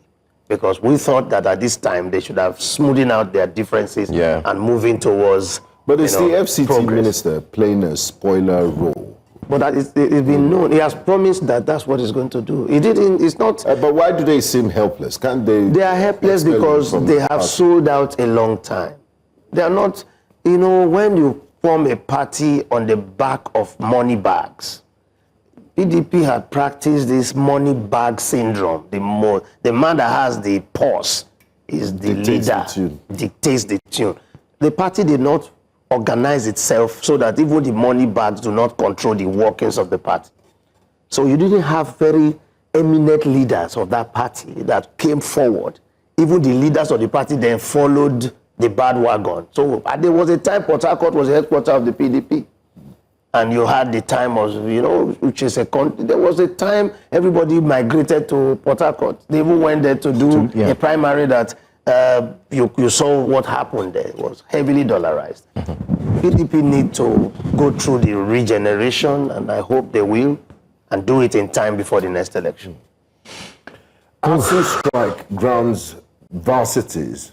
Federal government clamps down. They're saying they would implement a no work, no pay policy. This is a 2-week warning strike, and I mean, it's almost like since time immemorial. It's one of those items that will be in the news. ASU strike. What does this say about the future of education, tertiary education in Nigeria? And is this still the 2009 agreement, or there are deeper structural problems with tertiary education in Nigeria? Because why can't they, I mean, this has gone through administration after administration, so it's not a Tinubu administration problem. It's been there for years. I thought Tinubu, President Tinubu, will not be stoned with this regular stick that comes to every president. Yes, you must. We're no longer talking about the strike. We're now using the duration of the strike. To say I did better than you. Because it's almost certain that there will be a strike in your time. Yeah. Now, what is this? Nigeria has lost the biggest opportunity ever to, first of all, market our country, and secondly, generate revenue. A country that is well blessed with academics, including tertiary institutions in the number that we have them. Such a country is not able to attract relevant studentship from the rest of the world the way we used to do. I went to Gambia. Many of them testified they went to school in Nigeria. You go abroad, people came here. But today, the reverse is the case. Many universities are shopping for Nigerian students. And the easiest excuse is that you are not guaranteed graduation once you sign into any university. Yeah. And so, yes, because the public universities are bedeviled by constant strikes. And the private universities that came in to try to fill the gap made it a bit more expensive for citizens to afford. Look at it. You go to Ghana, you go to Malawi, they are boastful of the stability of their educational system. Yes. And this strike, they call it a warning strike. Government need to do something quickly. I mean, you get admission in the University of Legon today. You can guarantee that. That's by the next 4 years. You will graduate. No, my children went to school there. My daughter, I have 2 daughters that graduated from Legon, and another one from IPSA. And timely, there was no disruption. I feel that the problems, first of all, I told you that Nigeria is in the business of incubating poverty. That is what we've been doing. We've not reversed that situation yet. Oh, man. We pay people peanuts and we expect them not to be corrupt. We are not paying any wages that will not encourage corruption. And that has been what we have been doing. The universities are poor, the lecturers are poorly paid. My thought was that with the student loan, the universities will be given autonomy to charge the fees they want to charge and pay their lecturers well. That is what I thought. University education beyond the reach. No, not beyond, but government will give you loans. Because you can't run, government cannot afford to run the universities and pay these lecturers the wages that will sustain them. And keep the universities globally competitive. No, it's not possible. That's why Nigerians, we think we can use peanut to achieve great goals. We're just deceiving ourselves. And we have deceived ourselves for so long. Now that, or have we put so much emphasis on university education? Because to be successful in life, you don't have to. Well, we put a lot of emphasis because we didn't pursue polytechnic education. We thought at Polytechnic became universities of some sort. I agree. Offering courses that are not technical in nature. So and then maybe technical colleges too were not amplified. It was Absolutely. just it was seen as something that was for our parents. In fact, for those who never do well. Unfortunately, the ones who went to those technical schools, those who went to university are now reversing to the technical schools now, because you have a lady who learned how to bake and make cake. She's making more figures than you with a white collar. It's just a perception. And the white collar jobs were not. They disappeared. It's perception, it's a perception. We missed it when we went to 6334. Yeah, that was when we got it. If we had done it right the way Japan did and others, we would have created a hub of artisans that Nigeria will be exporting these artisans to Benin, Togo. Today, Togolese and Ghanaians are better electricians, they are better technicians because they held down their technical education. So we have, the problem with us is that the template comes to us and we trade with it. We always do that. You always trade with it. So now, if the government decides, okay, I want to shut you people up, because at the end of the day, if you look at they say the devil is in the details. It's okay, you promised us this allowance, money, money, money. It's all about the Benjamins, as they will say, it's money. Yeah. So if you throw this money at them, would the problems disappear? The universities are ready to do good if they are well motivated. But the cost of motivating them, the government cannot afford it. And this is why all governments have never resolved it. Yeah. It's absolutely impossible for government to fund the universities in the manner that we want to get what we need to get from it. That's why I call on ASU to be creative. Because ASU, you are the creator, you are the designer. How about the university senate itself? You have endowment funds. You can also leverage cost of international students, make it marketable, because we are the ones that take you go to University of College of London, for example, and the big universities across the world. It's international students that basically fund. They do, but you have not attracted them. What do you have to attract an international student to Nigeria? I'm even those days they used to come. They come because I'm sorry for the St. Lucians that were given scholarship. Did they come? Maybe someone. No, they have been given the scholarship politically. Is it an attractive option? If a St. Lucian is given the opportunity to go to Ghana and Nigeria, and they're looking at strikes and recurrent strikes, so we have to, if we do well, it's a gold mine. It's something that Nigeria can use to attract foreign exchange and also students that will sell Nigeria positively. Tourism. Sell Nigeria positively.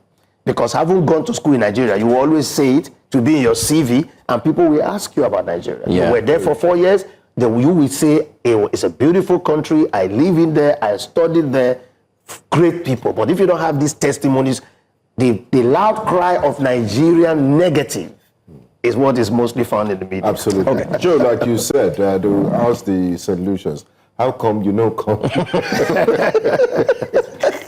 did not say that, that's you. Anyway, let's look at one big story. We have an ad break in the next 3 minutes, but we'll start touching on that story now. The punch seems to be loaded, very loaded. Slain husband's family slams Tinubu's pardon for Mary and Sanda. What's your take on the names and the list of those who received clemency from the president? What's your stand? It's not easy to be a president. And it's very difficult that you will get there, come out there without your name stained. There is a spirited effort. So, this pardon is going to be a negative slant on his record. Because that committee that recommended this, I hope they are not trading again. Because some of these things look like purchased. Yeah, the kidnapper. Because the names and because this is a blow to the psychic of law enforcement. Because I did mention it, NDLEA, yes, most especially. What Buba is doing. Yeah. Putting people in prison and you give them clemency. On what ground?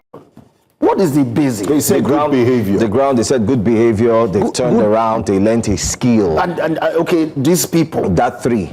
Good behavior, so this is what, turned around, this is what it skill. takes to be free of punishment for crime you've committed against people who are still grieving. Please, I think that the list, the president has the prerogative of mercy, but the usage of it is being very, very questionable all over the world. We saw Joe Biden did the same thing. So we've seen Donald Trump doing it. Everywhere in the world, presidents are using it wrongly. The intention is right, but the use is wrong. You just said something now. We had the special advisor to the president, and you just said something now that some presidents are using it wrongly. Take, for instance, Joe Biden. Yes. But the guest who joined us yesterday was alluding to what the president in America did as a reason to laud what President Tinubu did. And for reasons best known to us as journalists, not wanting to, because the conversation was starting to lead like it wanted to be an argument, especially when we asked him a key question that, did the president really look at this list and approve it, or was it that he trusted a group of people to go through it, the committee, and just approve? And he got angry and said, why are we asking that kind of question? But that is it, because the people who recommended the list are complicit. That's it. Somebody pays somebody. And I make bold to say that in this country that we live in, it's a heavy lobby, and being in that committee appeared to be an opportunity to make something. You won't put it beyond them? No, because he did recommend it. That's it. And I don't think the president will have the state of mind, the presence of mind, to read through and question every name on 175. And the fact that they put some big names to placate us, and they loaded it with, why do you somebody, a woman that killed her husband, just Miriam Sanda. Yes. So she's turned a new leaf. Except the family has spoken out. They've spoken out. You see? They spoke out yesterday. And the pardon. Let me try and get that their statement. They put out a statement yesterday, and they said the president just unearthed a wound that was looking like it was going to heal. And the president just opened the wound all over again, especially with this new presidential pardon. That it's not going well with them, they actually said. And for a family who lost their son in that manner, and she was found guilty, it's not a case of, and she was sentenced to death. Yeah. The governor did not carry out that sentence, but all of a sudden, let me read it out. It says the family of the late Biliaminu Ahmed Bello has strongly condemned the recent presidential pardon granted to Miriam Sanda, describing it as an act that has reopened our healing wounds and delivered the worst possible injustice. Absolutely. The family's reaction was contained in a statement signed by Dr. Bello Haliru Mohammed, OFR, on behalf of the late Biliyaminu's relatives. The statement came shortly after Sanders' name appeared on the list of 175 inmates granted clemency under the federal government's prerogative of mercy. Now, take note. I just want to highlight, I'd like a reaction to this. The word prerogative of mercy. Prerogative, meaning, in other words, the most important, discretion, the top, the highest. You've taken a look at the list and said, this is... So someone who equally was rendered to be a kidnapper is also on that list. Imagine that. Who the people that testified against him are still in society. And there's also the problem of revenge. He might just come after those that what has happened, I believe, and I want to call on the president to take a second look at this decision. We live in a country where kidnapping is a big issue. Big business. What message are you sending? We live in a country where drug has permeated every facet of society, damaged many youths, and people are in the business big time. And don't forget also your opposition think that your name has been dragged in matters like that. And for you to do that wholesale to drug 40%. Peddlers, they will think that you are helping a constituency that you have soft spot for. So I am speaking to the president, whom I love, without repentance. I love him, but this is a mistake. They need to do something, because it's a mistake, and it hurts me for people to have flourished in crime and simply get a wave of the pen. Therefore, if I have not done crime to flourish, I regret not to have done crime. Thank you. Absolutely. That's the message it's sending. That's the message. Okay, Mr. Akatuba, just hold your thoughts for a bit. We'll go on a quick commercial break, and when we come back, please call in. We'd like to hear your thoughts on some of the stories we've shared this morning, the newspaper headlines. So stay with us. We'll be right back.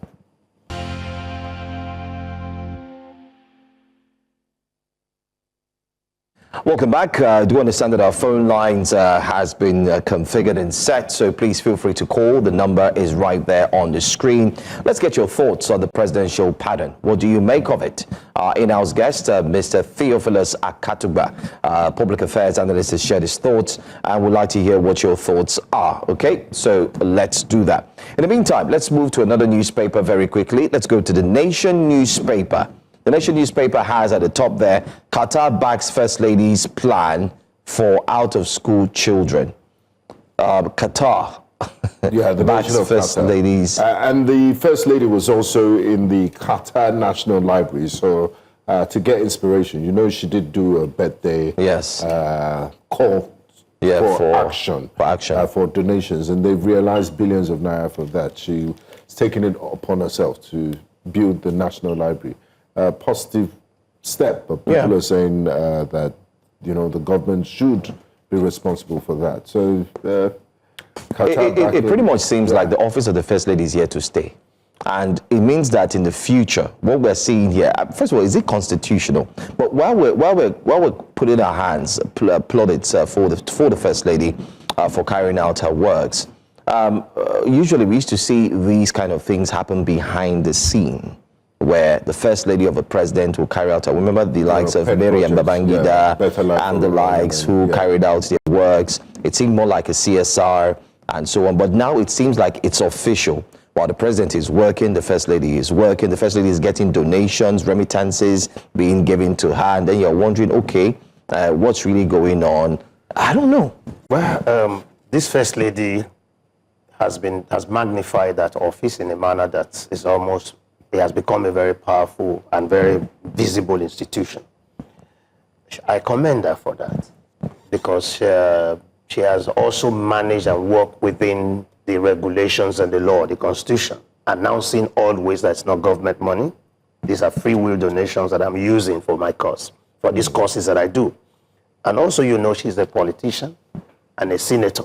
So a vocal nature. Yeah, so you expect her to be very active. So she's quite active in the sense that she's in the front of the political game, not at the back of it.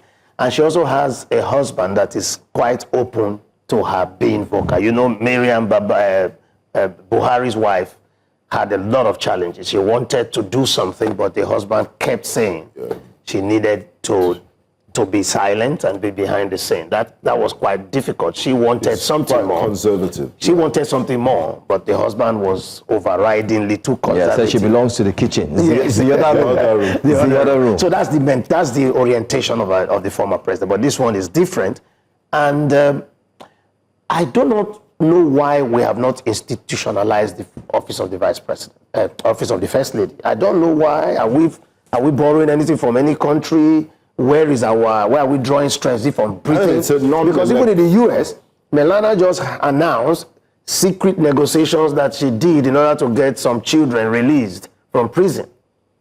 And so from Russia, I think, back to Ukraine. It means that office seems to be even as active as the Nigerian one.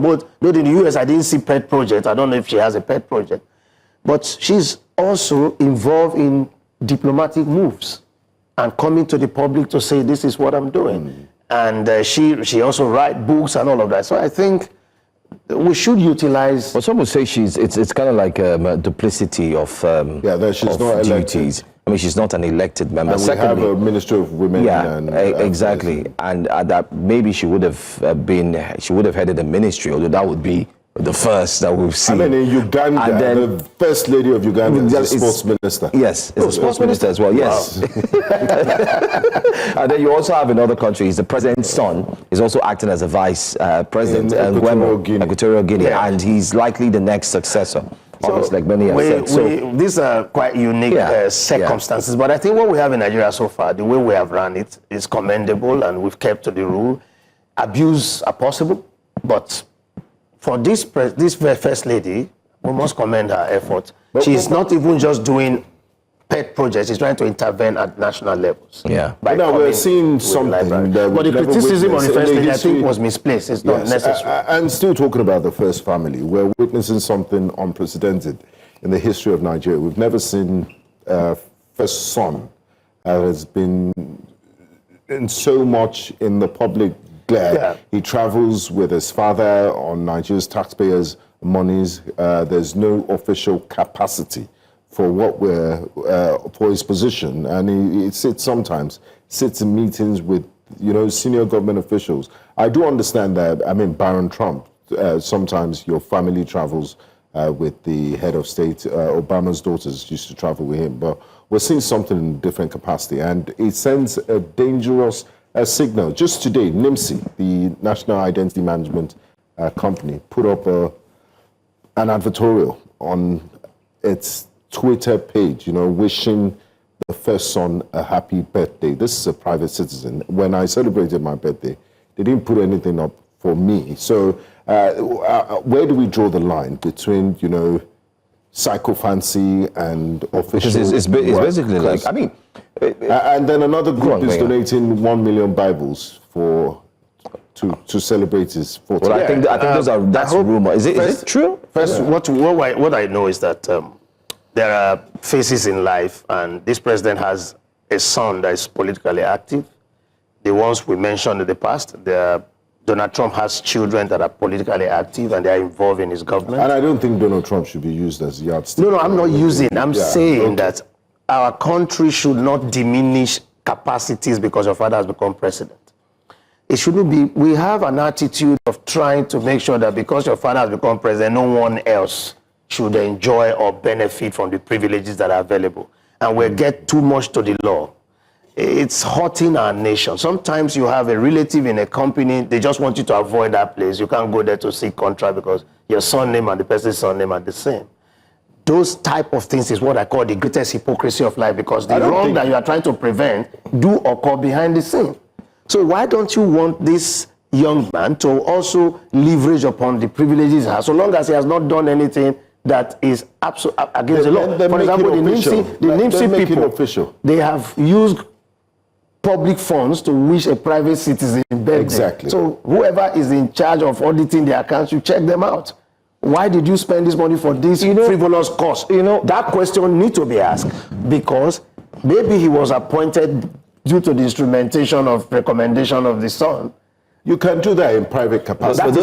I agree with you. So for that, they need to be questioned. It's not something the president can just get involved. And I think one thing Nigerians need to understand is, because sometimes when we talk about these things, it's often referred to as maybe one has a rock on his chest and one is starting to play the devil's advocate, but it's not. It's just how things are done in saner climes. Transparency. I mean, transparency. If Donald Trump's son turns a year older, I don't think it would behove on the Navy to put out a big post and a banner and say, Donald Trump's son, we're celebrating you, and so on and so forth. I'm sure the people of America would say, excuse me, and they will be sued. Sadly, our judicial system doesn't work here. I mean, I beg to be corrected, because if it does, I'm one of those who believe that it can work. But because of certain problems that we face, especially issues of not enabling the system to work, it becomes a problem, a far cry. And that's why we're talking about it. Because normally, once you think, Binga's highlighted it, this is not a personal company. It is not a personal business. Like banks, to mention the banks. It's a government agency. Yes, you're serving all Nigerians. You are serving Nigeria. Resources belong to all of us. You understand? You're serving Nigeria. Let's break it down. Maybe they should understand better. This is not ABC Bank. ABC Bank can wish the CEO a happy birthday and put it in front of the newspapers and say, our CEO, our chairman. Even some bank chairmen don't want it anymore. If you check recently, they say, no, don't do that. The Stanbic chairman says, no, you hardly would use his pictures except close friends or associates or fellows of the banking industry. Let's leave that aside. Now, this is an agency that has been created to serve Nigerians. It is not a personal business. And so it's not a party business. It is not. So what you've done with putting out that post now, as Nimsi, you've shown that, listen, it doesn't matter. We are all one. Let's work together. Even though we serve Nigerians, we belong to this particular... It doesn't speak. It's actually, now that we know, it is important that citizens' action is... And that's why 2026 is going to be a defining period for Nigeria, a defining year where you and I will pay the tax and you will get angry at the misuse of our public fund. Our anger is not enough. So right now, we still think that it's not the exact money from my pocket. But when you start paying taxes and you see government officials misuse it like this, from January 1, people will begin to react different.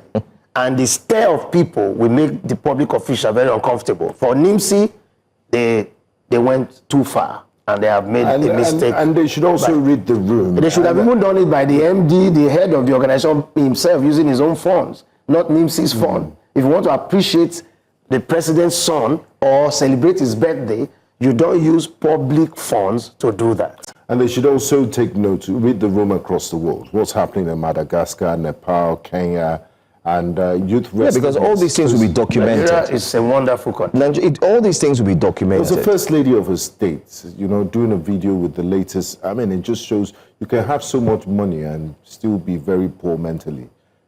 Showing a video of the latest iPhone. And your state... Which country is this? Nigeria.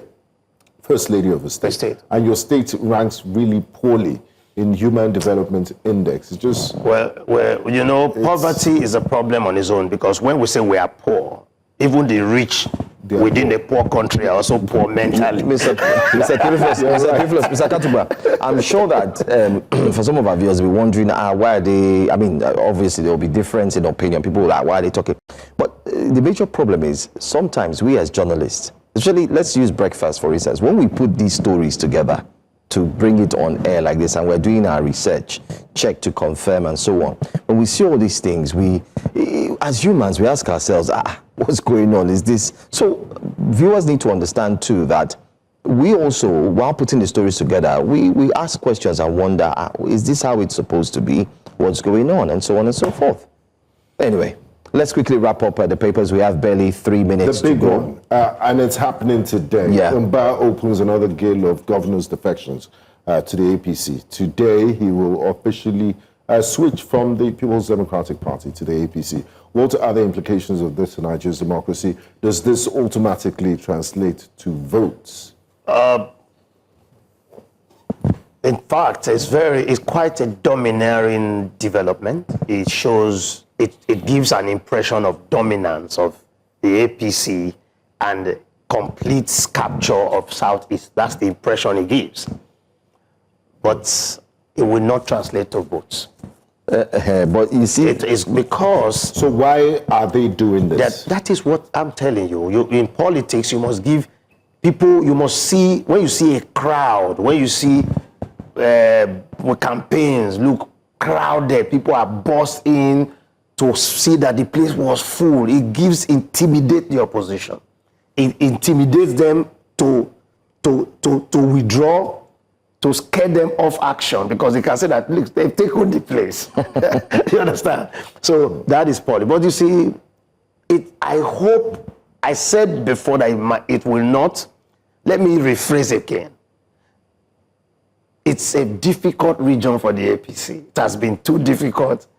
The president couldn't even get 25% the last time. Though he will get a bit more, but if Peter Obi is in the race, it's a regional struggle to get Obi to office. Is it not a given that Mr. Peter Obi will be in the race? Why do you use the conditional? Because Peter Obi has not been able to define his platform. Yeah. Platforms have been shifting away from him. I can't find him in Labour Party. PDP is depleting every day. Today again, so where is this? What are the political? The ADC, the former vice president. The former vice president held it down. Wow. There's no space. No space now. Everywhere is fully booked. Except it's going to another party that is fresh. Then we'll see how it will go. You know, I said it here. I said it here 3 months ago, and the video is still online there. You can check it here on this program. And I was attacked by viewers that, what is he saying? Tell him to shut up. This guy is talking rubbish. And I said it here. You just reacted to the same thing. 3 months ago, I said, Mr. Peter Gregory Obi is going up and down. Nobody understands. There's no clarity as to where. And then some of the comments said, must you know where it's going to? We'll shock you, keep quiet. And I said, it's fine. Because if by this time, I can categorically state with what I know, I stand to be corrected, that there seems to be no clarity as to where he is going to stand. Is he going to go back to Labour Party?